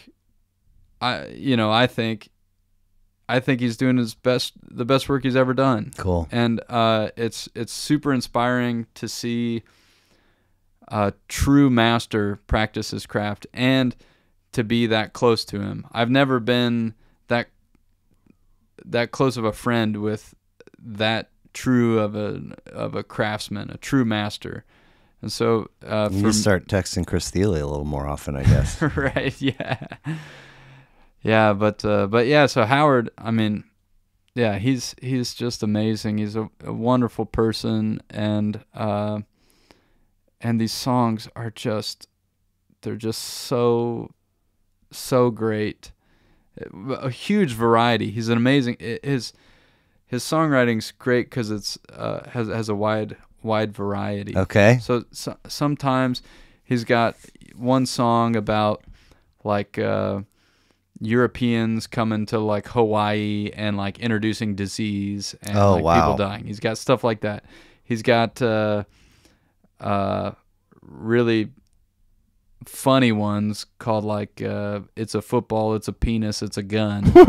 And he's got kind of these nice sentimental beautiful love songs. Like this song he wrote, The Majesty of Love, is like one of the best love songs ever. And he's just truly incredible, and getting to work with him on a semi-regular basis has really been like, if my music career is a crown, like getting to work with him is like the like crown jewel. Yeah. Like I can't say enough about him. Well, Yeah. I mean, we were, essentially strangers 2 hours ago. But in talking to you, your passion for music is palpable. It's very heavy. It's very obvious. So I'm, happy that you've been able to have that experience and meet him and work with him. How does one listen to Absentee Ballads? It should be on Bandcamp. Is it really? Yeah. Dang it. It's somewhere on Bandcamp. I don't know if it's under Hermanos Brothers or under Howard Iceberg. Okay. Well, shoot. I'll have to give it a listen after we're done. Yeah, it's somewhere on there. And just, they're we're recorded in Chad's basement. Okay. And we're not super it's not like hi-fi. I mean, we just got together and ran them through once, but there's something beautiful in the simplicity and the freshness of them. And I have a really good time with that project too, because we record them and I don't really know the songs, because like I just like hear them once and I'm just trying to like play and not screw up. Yeah. And then some weeks will go by and then Chad will mix them down and send them to us and we'll listen back to them, and then I kind of like understand them. So I'm like a little familiar with them musically, and then I like listen to the lyrics, and my emotions are all wrapped up with Howard, because I just think he's just great. And I don't have any family here in here in Kansas City. Julie's got family here, but all my family's gone, and I'm just grateful that I have certain people like, I feel like Howard Iceberg is sort of like this incredibly intelligent, like intellectual Jewish grandpa I never had, or I don't have here. Right. So, and just just a guy you just want to learn just how to be a human from. Sure. It's just a great one of those. That's great. It's hard to be. Love that. Great, so. So I want to run through your honorable mentions real quick, and so I'm going to give you. Oh man! All right. Okay, we're doing lightning round. Okay. And yes, but say what you want to say about them. I didn't look up anything about these albums or these artists or listen to. So, let's see. Comfort to Me, Amyl and the Sniffers. Oh, Amyl and the Sniffers. Yeah, Comfort to Me. From Australia. Fronted by this amazing lead singer lady. I can't remember her name, but it is like punk rock. Oh boy. Mixed with AC/DC. Oh. But it's like AC/DC's from Australia. This band's from Australia. It is like very danceable, but very punk rock. And also like this lead singer lady is like so kind of endearing. The like morality of her lyrics is very like heartfelt and genuine. Cool. Cool.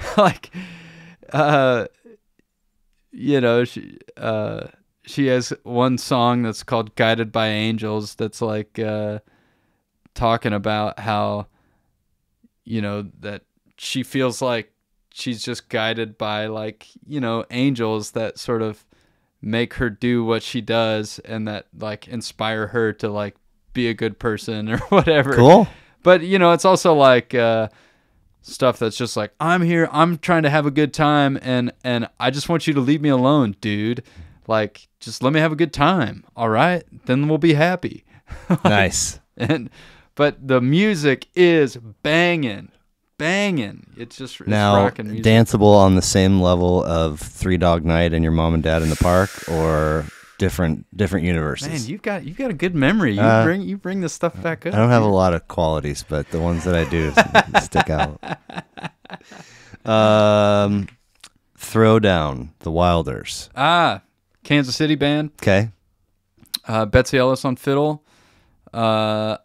Evie Wilder on vocals, Nate Gowrin on bass, Phil Wade on clawhammer, banjo, mandolin, and dobro. Dang. And that band,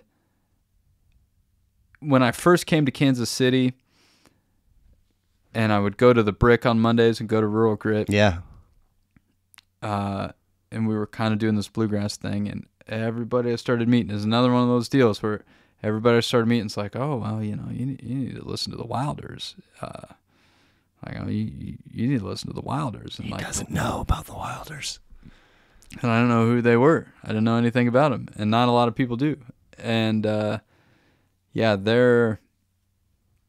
great. They did old, like Betsy's an amazing old time fiddler. Okay. So she kind of digs up these old Ozark fiddle tunes and plays them. But the rhythm section of that band had this incredible groove that was kind of like a driving, almost punk rock. Some people would maybe say a Pecan Grove Stage 5 sound from Winfield. Okay. From the Bluegrass Festival down there. And so that combination was really cool. There's another band called the Freight Hoppers that are kind of in that kind of just rocking, hard driving, rocking rhythm section behind old time music, which is really exciting. And then, Ike's vocals are incredible. Cool. Ike's, amazing vocalist, and they're tough to beat. They're local legends, and they never play anymore. And that album, Throwdown, is a great album. Cool. Yeah. Did you ever, by chance, come across an outfit called Cornmeal? I have heard that name before. Okay. I saw them at Wakarusa before it moved to Arkansas, and they were just hanging out outside of, like, however many stages and acts are playing at any given point. And it's kind of, the headliner for this particular stage is finished and folks are flooding out, and there's a fence, and these folks were just hanging out with their instruments, and like kind of approaching on foot and see a little crowd, and as I get closer I can kind of hear a bit of a groove, and then like whatever's happening over there is like, the sound is really cool. And then, an hour and 15 minutes later goes by, and I'm just standing there, and now there's, 150 people just, and and then I think they ended up having a spot on probably one of the smaller stages at some point that weekend. But I was instantly in love with them, and they had I believe a female fiddle player and somebody on band. I mean, it was like, I don't know bluegrass to the depths that you do, but to me at that time, and this is many years ago, it was sort of textbook. Like, that's when I want to hear bluegrass, this is what I want to hear. And I don't know that they're still around. And I know that they put out a record a couple of years after I saw them, and it was recorded in a studio, and so it was a little clean and a little polished, and not that same right. There's experience. Something about that. But like I was like, I just bottle that now, please. So that was question one. Question two: did I see Winfield on one of your spots somewhere? Have you played there? Yeah, we got booked at Winfield in 2019, I think. We did a outer space bluegrass thing called Bluegrassronauts. Fun. We dressed up like, I don't know, we always do these kind of like stupid theatrical kind of things. And no, but they're not. I don't know, they're stupid, but they're fun. We like them. Yes. We like them. Yes. I mean, I say that in whatever that way. But yeah, we got to play at Winfield and play on stage one, and that was that was a real highlight. That was really special. Winfield, Stage 1, Airport Runs with Chris Thile, are they equal? I mean, it had to feel cool to be like, we're playing Winfield. Yeah. Well, yeah. It was with Michael Daves, not Chris Thile, but yeah. Oh, sorry. But I don't know. It's all fun. Right. I mean, boy, if I would have to choose, I would hate to have to choose. Like, yeah. You know, if I was in some sort of like sci-fi movie where they were like messing with my brain and they're like, okay, we're going to eliminate one memory. Is it going to be you going with Michael Daves to the airport, or is it going to be you playing on Stage 1 at Winfield? It's like, I'm glad I'm not in that movie. Like, you know? Well said. Well said. Daddy's Country Gold, Melissa Carper. Oh, yeah, Melissa Carper. She was just in town at Knuckleheads. Oh, really? And we went there and watched her. Frank Hicks, I'm still waiting for you to do an episode with me, by the way. Oh, Frank, that would be fun. Yeah. I would listen to that. That'd be good. No, Melissa's an amazing songwriter and really fun, playful. She's from, I think, Nebraska or something. Okay. And wound up in Arkansas, played there for a while, and then in Austin, and then in Nashville. But she played in some different bands. She played in Mountain Sprout for a while, and the Carper Family was another group she played in. But this most recent one, her solo album, I don't know if she got on some sort of label or some sort of promotion thing, but whoever she worked with to record this album does so much great justice to her music. Cool. Because I think a lot of her older stuff, the fidelity's not really that great. Maybe the musicianship's not always quite there, but the songs are great, you know. But this one like has it. It like really showcases her songs with like really exceptional recording, like wonderful arrangements. Whoever she got to play like the strings on that record are amazing. She's one of these people that is so unique. She has a song that's like, "Hey babe, would you like to get some goats with me?" And like about starting a goat farm, and we'll be milking that goat, stirring that cheese all day, all night, till we please. You know, it's just I love it. It's fun, and she's so herself. Cool. And that's can't ask for much more than that. That's really hard. Yeah. You know, like you see some acts that are really good, but they're not. You know, you feel like they're on stage. Maybe you feel like they're trying to put on an act, and I think I'm probably guilty of this. But you know, Melissa Carper is just, at least it feels like she is so herself, and it's just inspiring. You know,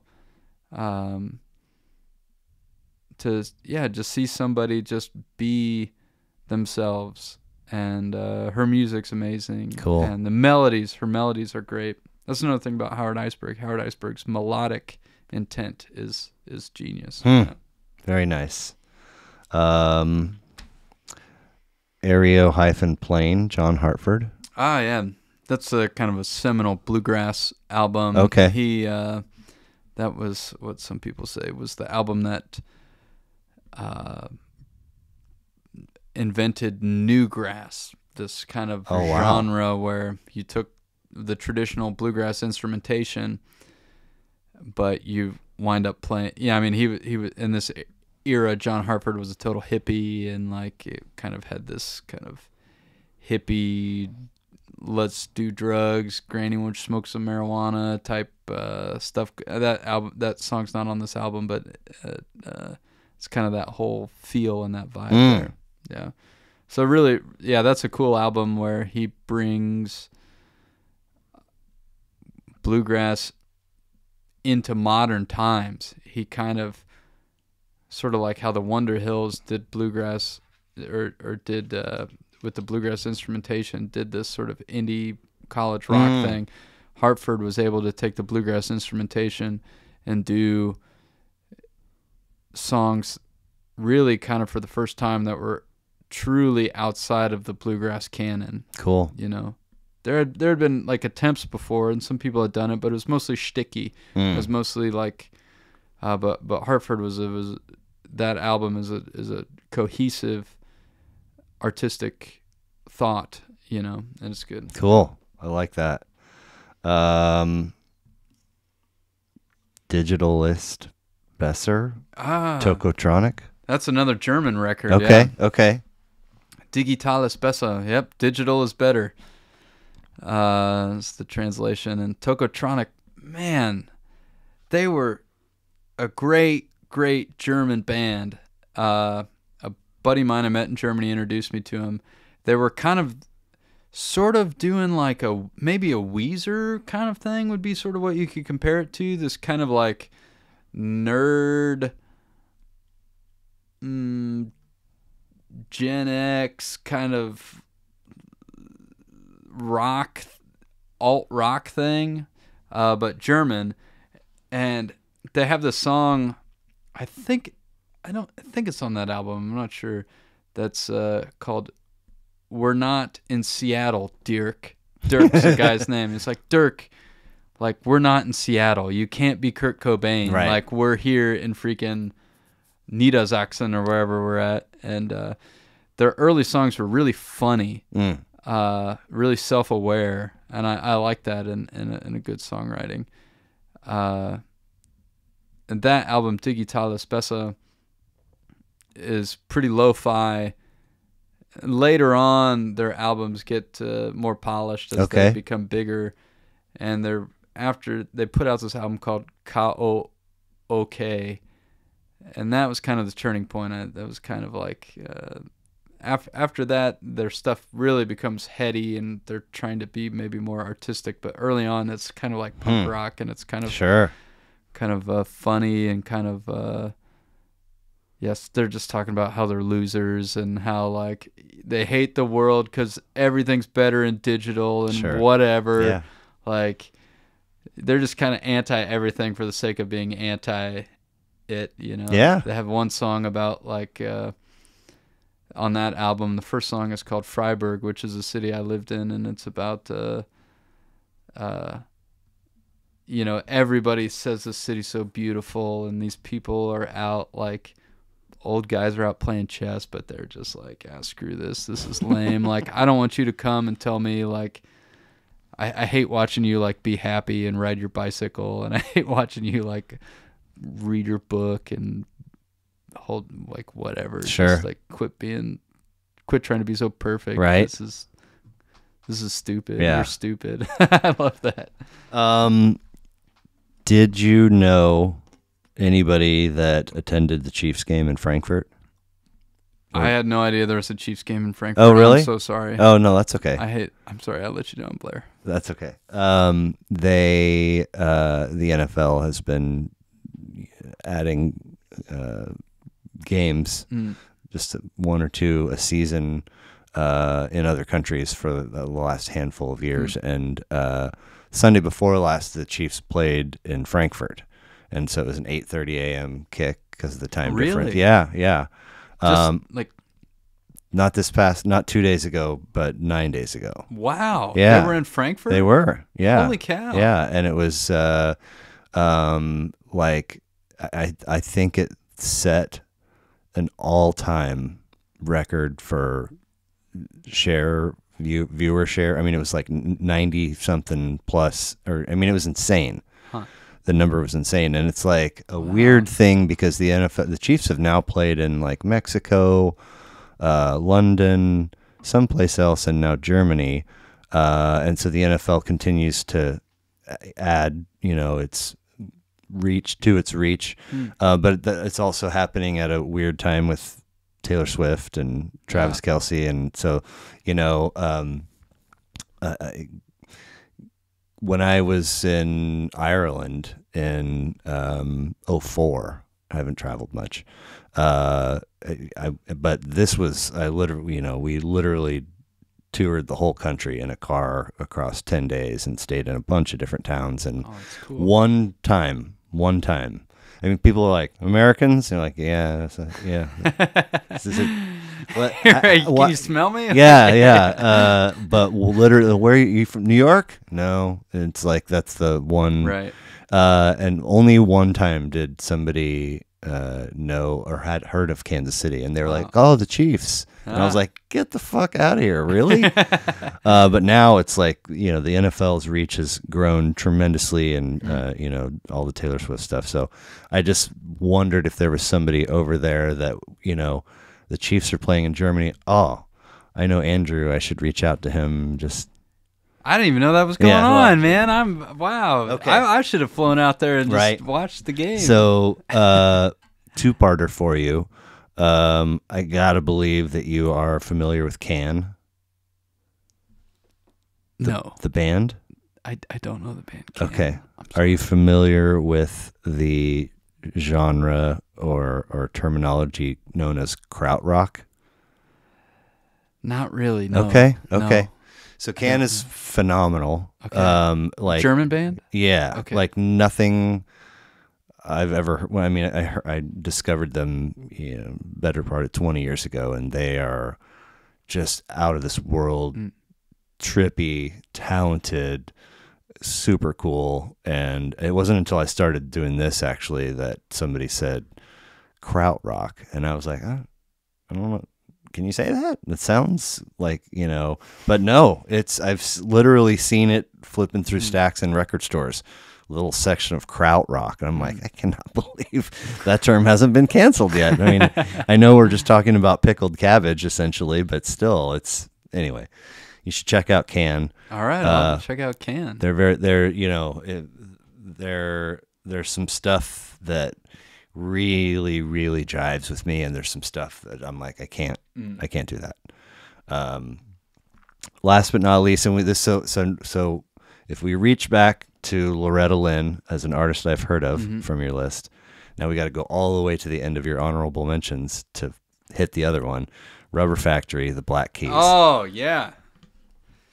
When I was in high school, I was playing a lot of blues stuff, and being from the Midwest playing blues, that was kind of a thing. It was like White Stripes were from Akron, Ohio, or not. White Stripes from Detroit. Black Keys are from Akron, Ohio. Close to Warsaw in Fort Wayne, Indiana, there was this band called Left Lane Cruiser that was doing Fort Wayne Comets. Fort Wayne Comets. Hey, here we go. Yeah, true sports fan. Yeah, true hockey fan. True hockey fan. There you go. But yeah, I remember my dad had a friend named Bruce, and Bruce was actually a big music head. And actually, he introduced me to some good music. And he would burn me CDs from time to time, and in his basement, he had this incredible CD collection. Throw this in with your Cars and Devo. Yeah. And he was like, hey, you gotta. I heard this, listen to these guys, and that was the first album I heard was Rubber Factory. Cool. And I was like, man, this is really, really cool. And I was a pretty big Black Keys fan for a while because I liked that lo-fi, dirty blues thing, like that kind of like white guy from the Rust Belt Midwest trying to do like dirty blues.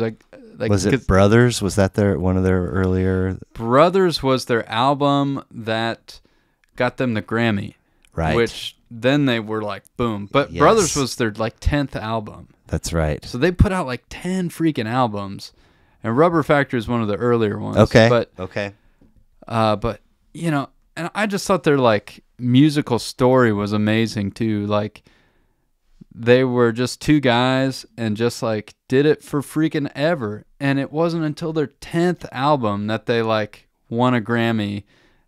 And then, like, became, like, huge. Yeah, and then they can sell out the T-Mobile Center. Right. Whatever. But, like, they were just going around, kind of...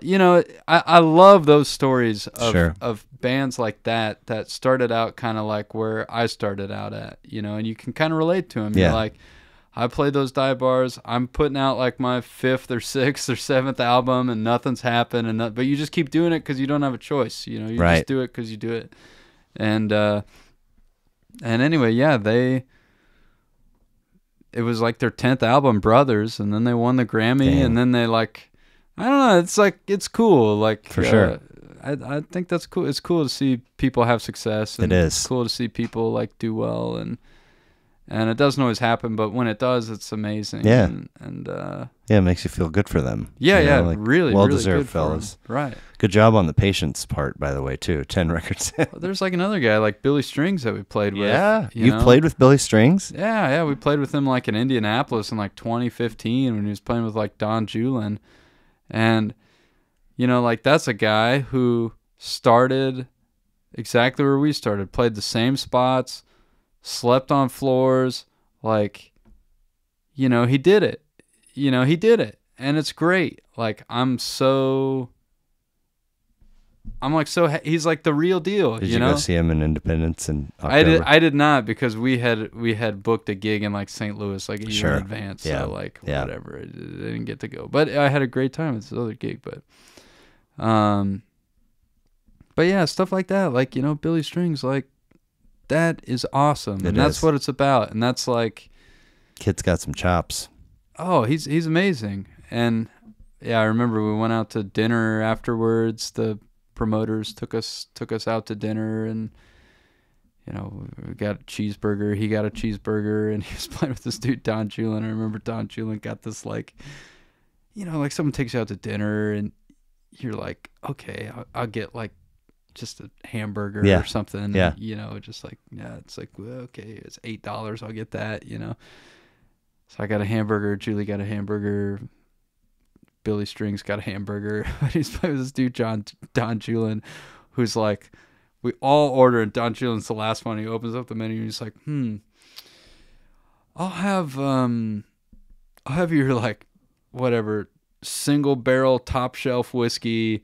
I'll have the fried calamari as an appetizer, and then bring out the, like, whatever, shrimp salad, and then let's have a porterhouse steak. I knew you were gonna say and porterhouse. like, and let's have like a dessert too. I mean, his bill must have been like $200 at this place we went to, and but no, he was but anyway, it was fun, and it was really nice to see.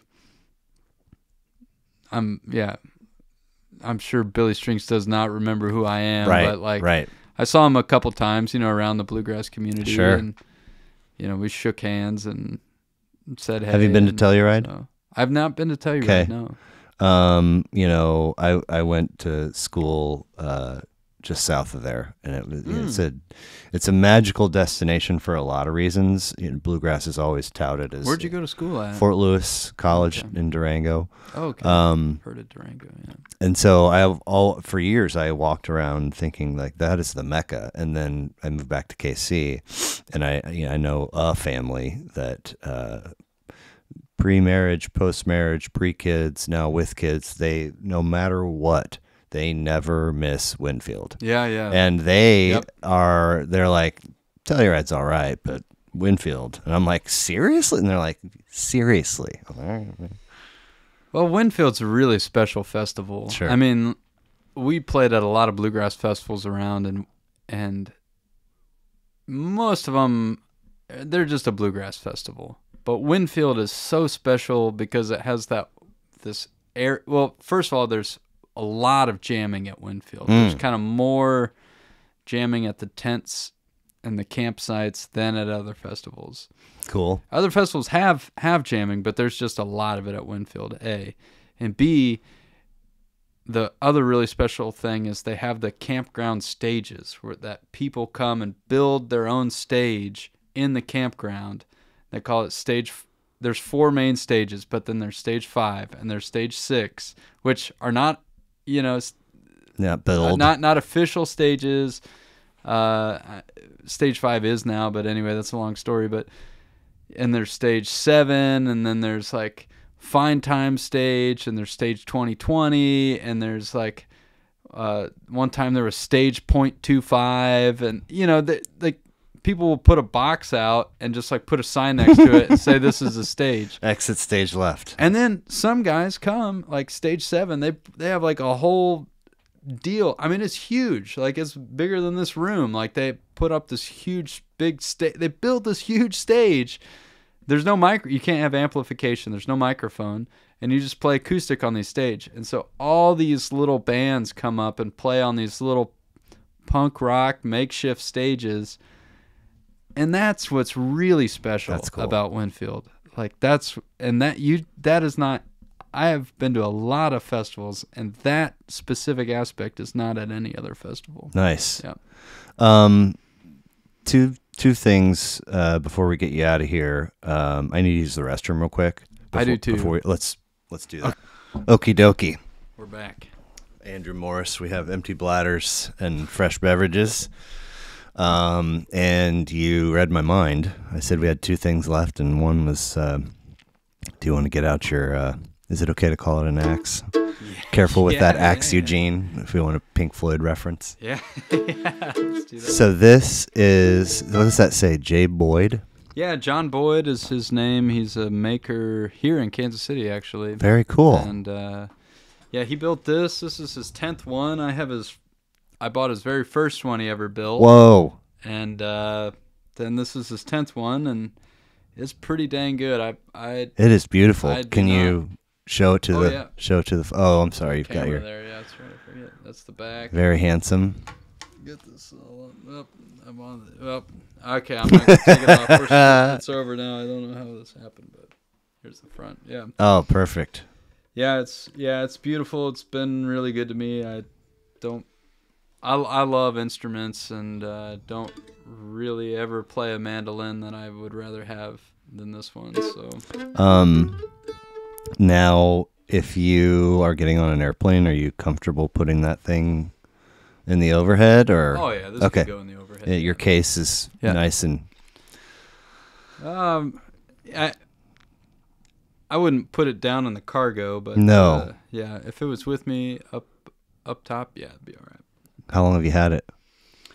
I've had this for not too long. This is kind of new, since I guess probably about a year. Okay.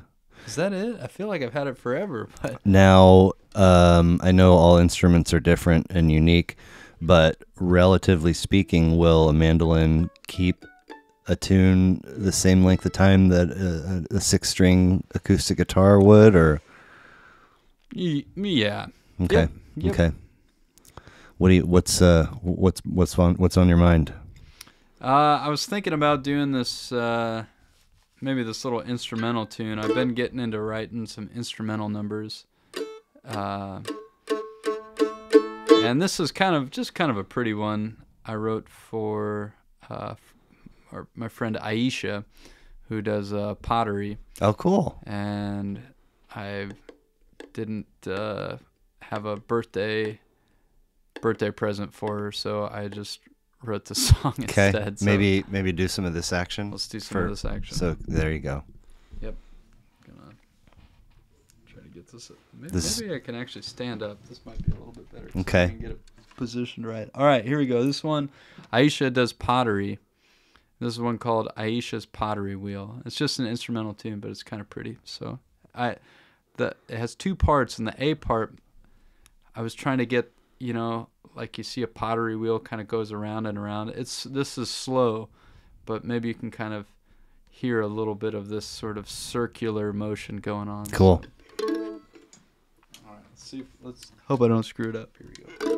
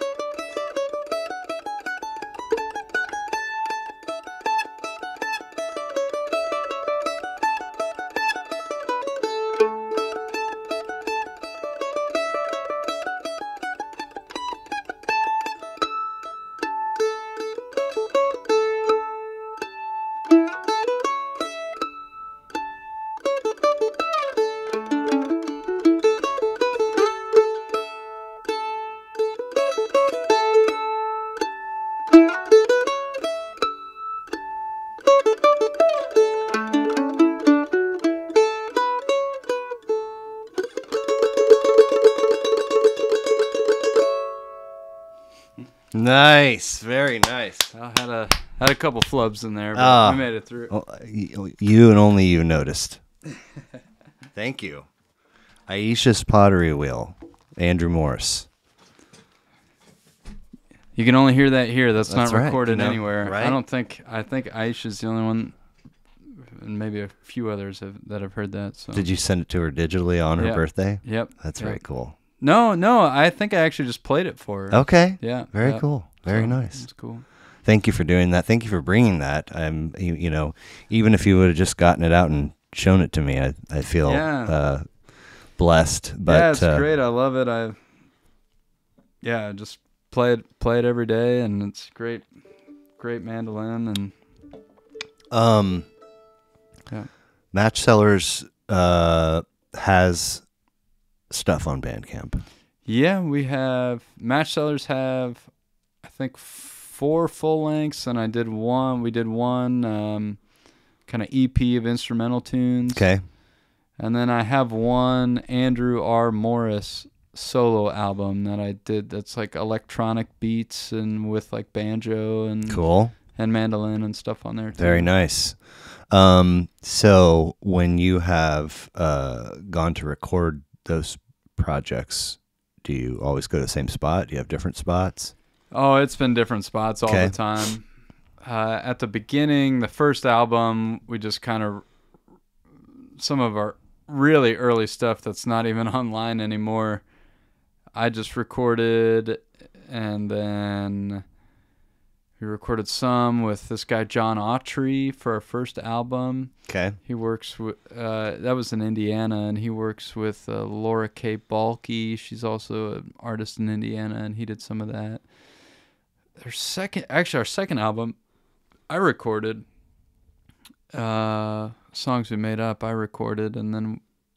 Is that the title? Songs We Made Up? I love it. Yeah, because there's an old-time fiddler named Lyman Enlow, who's from Kansas City. He's passed away now.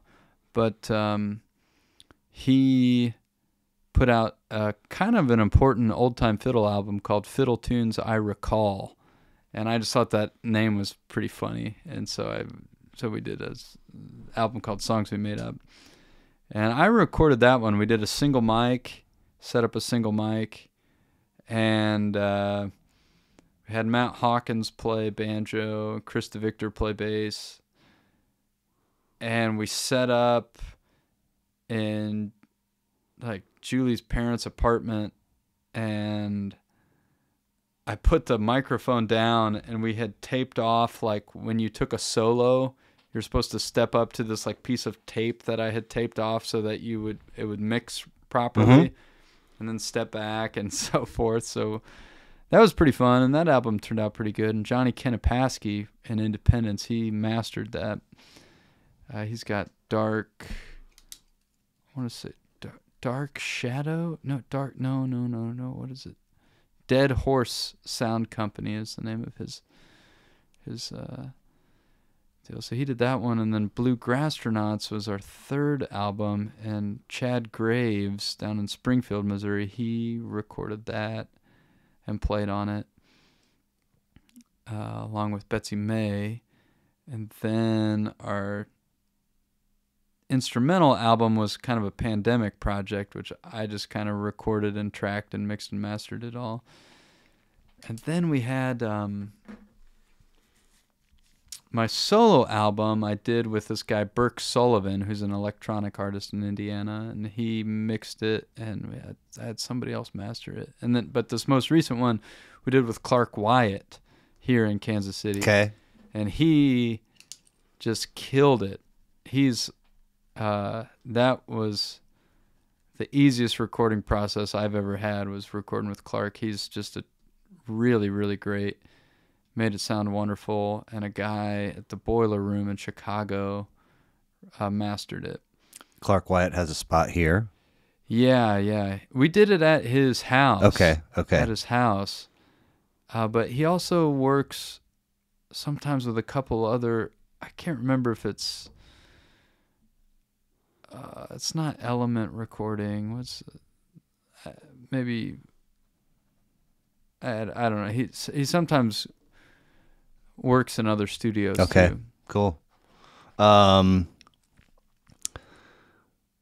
So you and Julie having this 7-year pocket where you were on the road performing, learning a lot of things on the fly, I would guess. And so now for the match sellers, do you want to put that somewhere where you can be comfy? No, that's right. I'm just trying to move this chair up. Yeah, sure. Let's do that.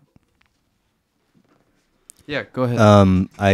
So is it safe to say that the two of you wear most of the hats as far as band responsibilities, i.e., booking recording time, booking gigs, promotion, et cetera, et cetera? I got to believe to contact venues and try to book gigs is easy or easier for you now than it was. Oh, yeah. I mean, that had to have been some really great experience that hardwired, some valuable lessons into what would be your future as a musician, right?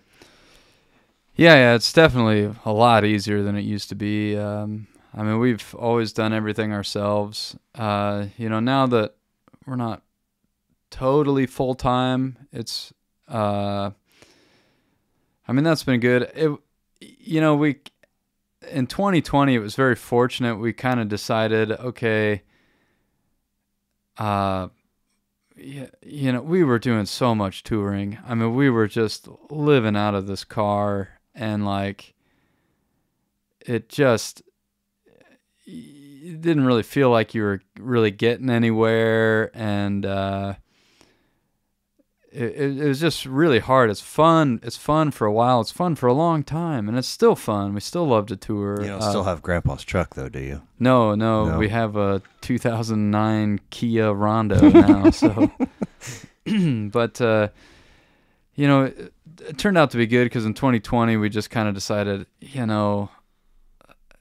this whole we need to make a change. We just can't live like this, sleeping on couches forever, right?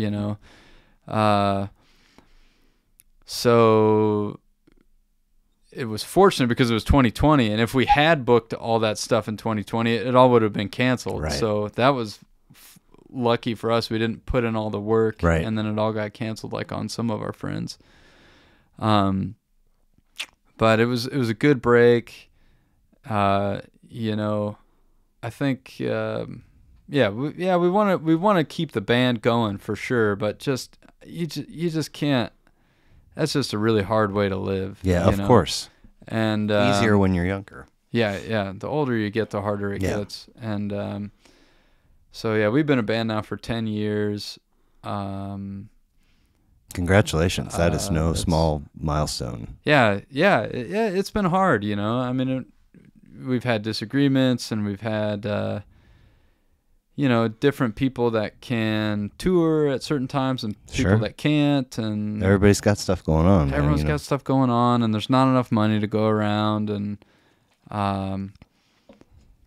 we had some big gigs which were really fun. We got to play Mountain Stage on NPR, and 250 radio stations played that show, and that was really cool. And was there stuff on Bandcamp when that happened? Yeah. And then after it did happen, was there a visible uptick in? Yeah, we had some people that would start coming out to shows that we were playing that were just and of course, gigging, when you're touring full time, gigging's weird because you have to play all the time to make money. So you wind up playing really great, incredible gigs, and then just terrible gigs, and so sometimes it's kind of weird because people come up. I specifically remember in Ohio, we were playing in the back of this pizza joint, and it was after we played Mountain Stage. There were thousands of people there after we played this huge show, and I just remember this one guy came up to us after the show and was like, "Man, I heard you guys on Mountain Stage, and that was the greatest thing ever. I just had to, and I couldn't believe you were going to be here in Beaver Dam, Ohio, or wherever we were." And so I just had to come out to the show, and I just remember thinking man, that's just kind of like a letdown for this guy to Oh. watch us, you know, because But sounds like he was speaking with joy in his heart too. yeah, okay. I think he was happy to see us, Yeah. you know, but kind of as a performer, sometimes you always want to, at least I always want to give the audience like a good experience, Sure. you know, and sometimes you just need a gig because it's a Tuesday and you got to get from point A to point B, and if a pizza place will pay you $300 or $200 or whatever, or just give you a piece of pizza Yeah. and a place to crash, like, then that's better than nothing. Right. And so that's the reality. And so I just remember thinking, like, man, I wish this guy could see us at like a really good venue, you know, like a really good show. Sure. So anyway, yeah, now we're trying to doing a slightly different strategy, maybe, if you can even call it that. I don't know if we've ever really sure. had a music strategy, but now it's kind of like we have like a following in certain areas. Cool. And so people will come out to shows. So we're trying to just utilize that and maybe just try to play, you know, in areas where we can draw some people just like a couple times, and then maybe hopefully people will come out and watch us, and then and so far that's been going pretty good. This year's been a good fun year. It's really fun like that because you can put on big shows. Like we've just put on some big shows at the Warwick Theater with Kelly Hunt, and we had a couple hundred people come out for that, and we put on this I like doing weird shows in DIY spaces, so we did one at this like the Croatian church on Strawberry Hill. They Okay. have like a bowling alley in the back. Okay. So we like played in this gym, and there was like Croatian food and bowling downstairs, and that was like crazy fun. We just did the show with this band Front Porch from Arkansas. They're so good at this warehouse. And it was a crazy show. Did they play Lemonade Park with Whiskey Mash in May? They might have. I feel like that sounds They might familiar. have, yeah. Well, I don't want to suck away what's left of your evening, but having never walked in the musician's shoes, the notion of recording and the relationships that you have with the people in that space, and then if you have somebody that's mixing it, and then contacting live venues, and then doing your social media stuff, and filling merch orders on bank, all the things are appealing to me. Sometimes they probably feel less appealing than others to you as the party is responsible for all that, but it's hard not to dive too deep because I'm fascinated by it. I mean, sometimes it's cool. Like, sometimes it's fun when you get an email from some guy. Like, we got an email, or we got a message from this dude who's like, hey, you want to come play this castle in Germany? And it's like, yeah. Like, that's amazing. Who says no to that? Like, those emails are fun. Yeah. It's like, it's the emails where you're like, okay, we got to get to Indiana on January 20th, and it's a 10-hour drive, and I need to play somewhere in between here and there. Hopefully we can make money or find a place to stay, and all that stuff gets a little daunting, stressful. Yeah. When it's just Julie and I touring, the two of us, it's a little bit easier. And you guys don't have pets or kids No, we or don't have anything pets. that needs to be tended to. You can just lock up and hit the road. Yep. Nice. So that's good. But yeah, if we have like our whole band, like I need to make sure that it's worth everyone's while to come because they're leaving family. They're like, they have another job, maybe that they need to do and can make a lot more money. And so, and they have partners, and it's just a big commitment for everybody. And you just got to try to be respectful of that. And just like at some level, I just also think this year something like clicked in my mind where I was like, it's just a miracle that people will get together to like do this band. I mean, there's like not a lot of money in it. It's like you got to cram in a van for like 10 hours sometimes. Like, for what we're doing, it's we're not playing Red Rocks, Right. like we play some cool shows and have fun, but maybe that's your musical strategy, is be respectful, because you respect your instrument and the craft that went into making it. You get it out every day. You're engaged, you're performing, you have people who have lives in your circle that you are respectful of. And yeah, that's another thing I think a lot of times, or at least I try to do as an artist, is like when someone comes to the show, I try to respect their time and the fact that they like took time out of their day and like a lot of times paid money to come. Yeah. And it's like, man, they could do anything else in the world, and I just like don't want to like waste their time. I really hope they have a good time. If they don't, you try your best, and you can't please everybody, right. and but yeah, I just I want I try to do that. I don't Sure. always succeed, but you try to if trying's not 100% of it, it's 99.9, right? Yeah. That's you want to put good product out there, good vibes, good energy, good intentions. So hope it comes across. Yeah. I like to wrap with what I call 5 funny finishers. Uh-oh. Just a series of All right. goofy questions. Okay, let's do this.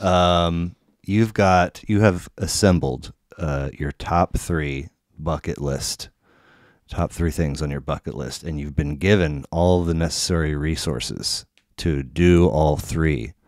What are you doing first? Okay, I got 3 things on my bucket list to do. Your bucket list is 10 or 20 things, but the top 3 are non-negotiable. Those are your favorites, and you've been given the resources to do all 3. Which one are you doing first? Okay, the very first thing I want to do is, we live in KCK, is buy this big house that's falling apart right next to us, that all these like different like out-of-state property people have like bought up and not done anything with. And this house is just falling apart. I mean, there's like a groundhog living in there. And like, I would buy that thing and like totally redo it. And then I'd be able to put like a recording studio practice space and my workbench so I could work on instruments. And we could have a little guest space for friends, bands, when they're coming through, they can crash there. That would be there got to be a front porch stage-ish kind of venue of sorts as well, right? I mean, I feel like that's only got to be a couple $100,000. So right, that's right. Anyway, but No I would love that, because that house, I mean, like, I just hate when these people come in and like buy this property right next to you, and then they just like let it fall apart. Oh, that's weird. And like, and like, I really wouldn't care so much if it just wasn't like just affecting me. Like, they kind of tried to fix it up, and they like installed a air conditioner in our yard, and I was like, dude, what are you doing? And this guy was like, oh, sorry. And then like, I don't know, they don't take care of the backyard, which is okay. I don't care. I don't really take care of my yard. But like, there's like poison ivy back there that like grows over our fence, and like I have to like try to like take care of it. I got like poison ivy all over my stuff. Anyway, now I'm just getting into like my neighbors. I like it though. That's very cool. That's a very admirable. So that's that would be amazing. I would love to do that. I would really like to figure out some way to truly like sustainably fairly like support artists in some kind of fashion. I don't know exactly what that looks like. Sure. I have to do some more thinking on it, but I would like to have some kind of entity or some sort of fund where that would truly help people like me when we started out find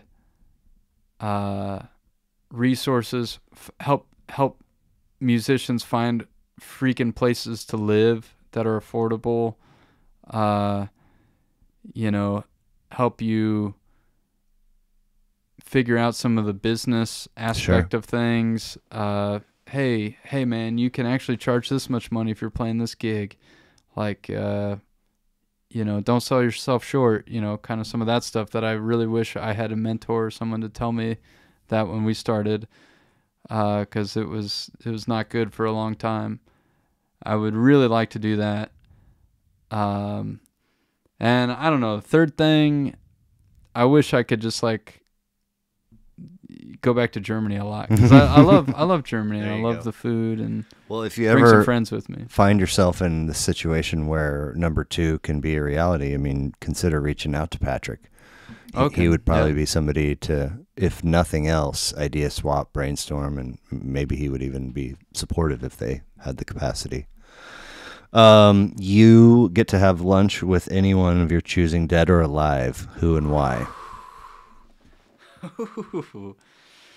Okay, any one of my choosing, dead or alive, who to have lunch with. I think a very interesting person to have lunch with. Oh, now I'm thinking of a bunch of people. Mostly dead people. I think alive people are kind of lame. Yeah. Cause but if you're dead, that's cooler. It would be really cool to like just talk with somebody who lived like a really long time ago. Right. Like somebody from like ancient Greece or something. Like talk to Marcus Aurelius, or maybe not. He's like more modern, but even older than that. Like talk to like Diogenes or something. Like, it's just like, what is life like? Like, what do you people do? How do you live? I would also love to talk to,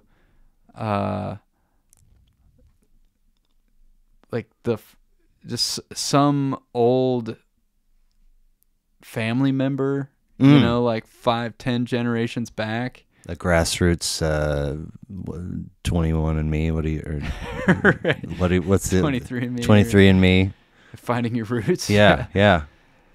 I mean, it would be really cool to talk to. I've been really fascinated with this. I don't have any kids, but I've been like interested in this thought of like your bloodline, which is, weird that you feel like you have this kind of connection to your family, or at least I feel like this. I have this connection to my parents and my grandparents, and I even knew a couple of my great-grandparents, and it's just insane to think that I'm here only because my great-great-great-great-great-grandpa didn't get like typhoid fever or TB, didn't die of tuberculosis. Right. Like, he could have very well died of tuberculosis, and I wouldn't be here. And that's like, if something had happened to my parents, like one of two things, they got in a car crash, I wouldn't be here. Okay, that's just two people. That's odds are pretty good that they're gonna make it. But then their parents, that's 4 people, and then their grandparents, that's 8 people. If anything happened to one of those 8 people, I wouldn't be who I am today. Like, I wouldn't be here. And then you go back and it's 16 people and 32 people and so on and so forth the further back you go in your family tree. And the fact that there are so many people, I mean, there's like tens of thousands of people that have lived, and if like one little thing went wrong in their lives, like you wouldn't be here. Yeah. And I've been thinking about that recently, like how just absolutely nuts that is. And anyway, it'd be interesting to just like talk to one of those people in somewhere, because obviously some of them are probably douchebags and some of them were terrible. But it's that whole bloodline thing's interesting. In a certain way, it's kind of like your country that you're from. Yeah. Like I go to Germany and it's like I'm an American and I don't like everything that America does or everything that America stands for, and but I can't help it that that's who I am. You can't change it. Right.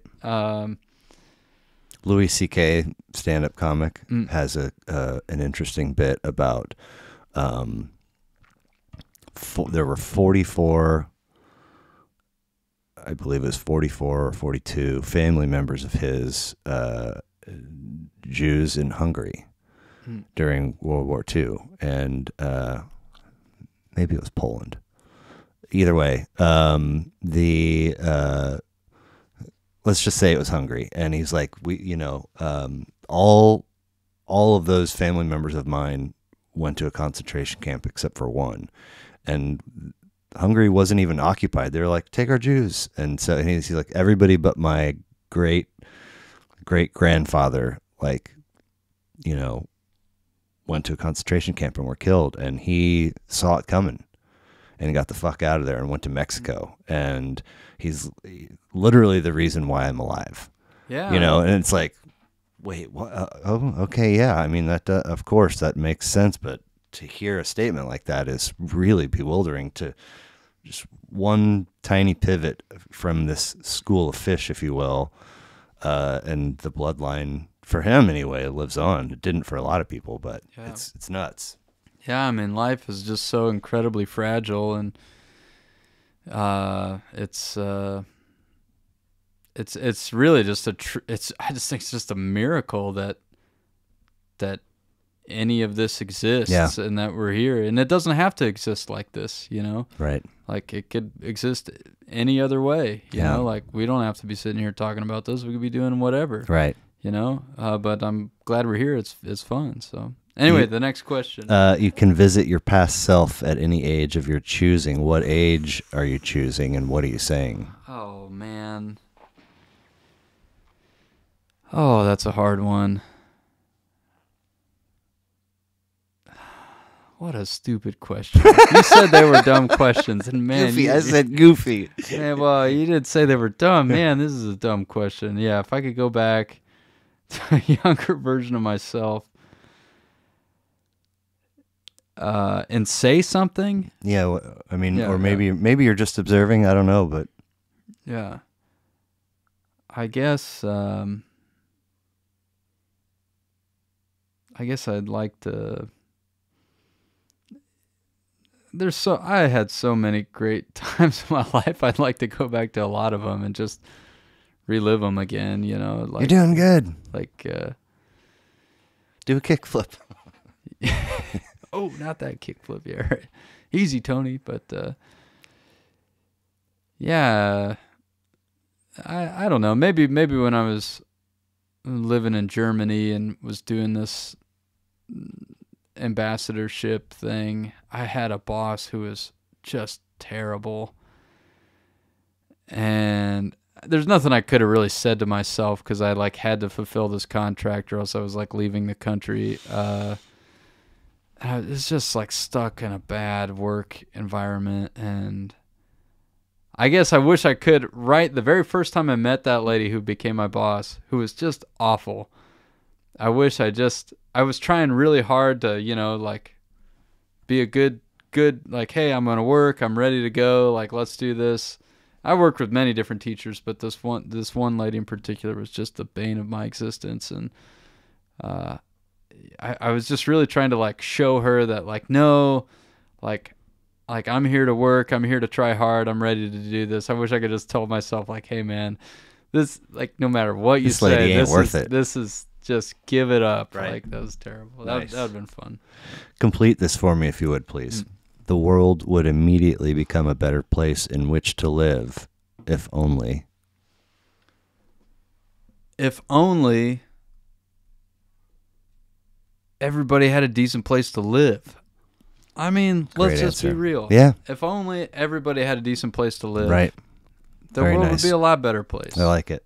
Yeah. Are you, do you recall that there was at one time a show called Fear Factor?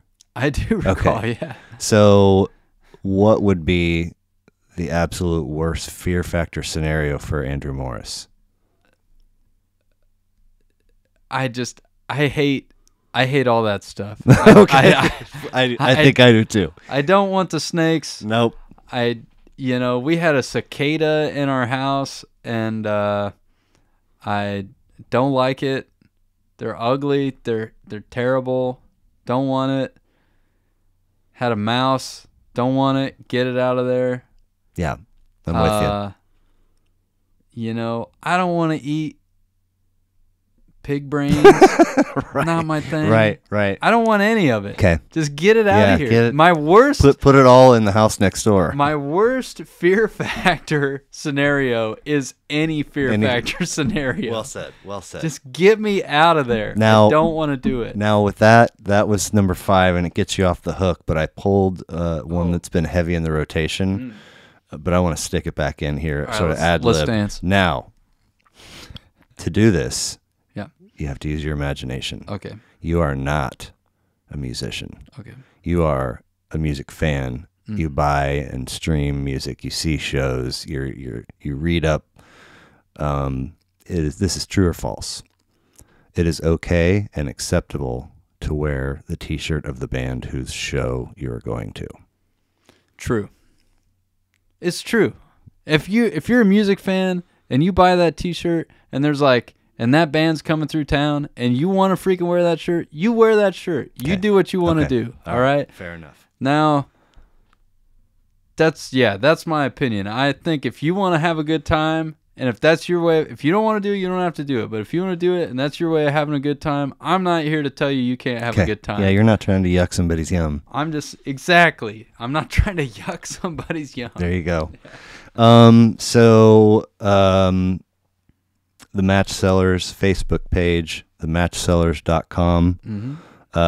One can find the things one wants to find about the outfit. Yep. At one of those places. We're on Instagram too. Okay, there you go. Anything else that we're leaving out? I think that's kind of the main stuff. Okay. So, I think the Cheeto Flow maybe who told me to reach out to you. Cheeto Flow? The Cheeto Flow. Ian Hollowell. If I know Ian, please edit this out. Okay. Maybe I just will anyway. But thank you very much. Huge chunk of your Tuesday evening. I'm very grateful. You came over from Strawberry Hill, sat in my basement with me, and chewed the fat about music. It was very exciting to learn all of the places you've been and the things that you're into, and I wish you nothing but the best, and maybe we do this again sometime. Thanks. Likewise. I really appreciated the interview. It was good. Thanks for letting me yak for a long time. Absolutely. Thanks for bringing your instrument and taking it out and playing a piece for us. That was very special. Anything for you, Blair. Thanks, man. All right. See you.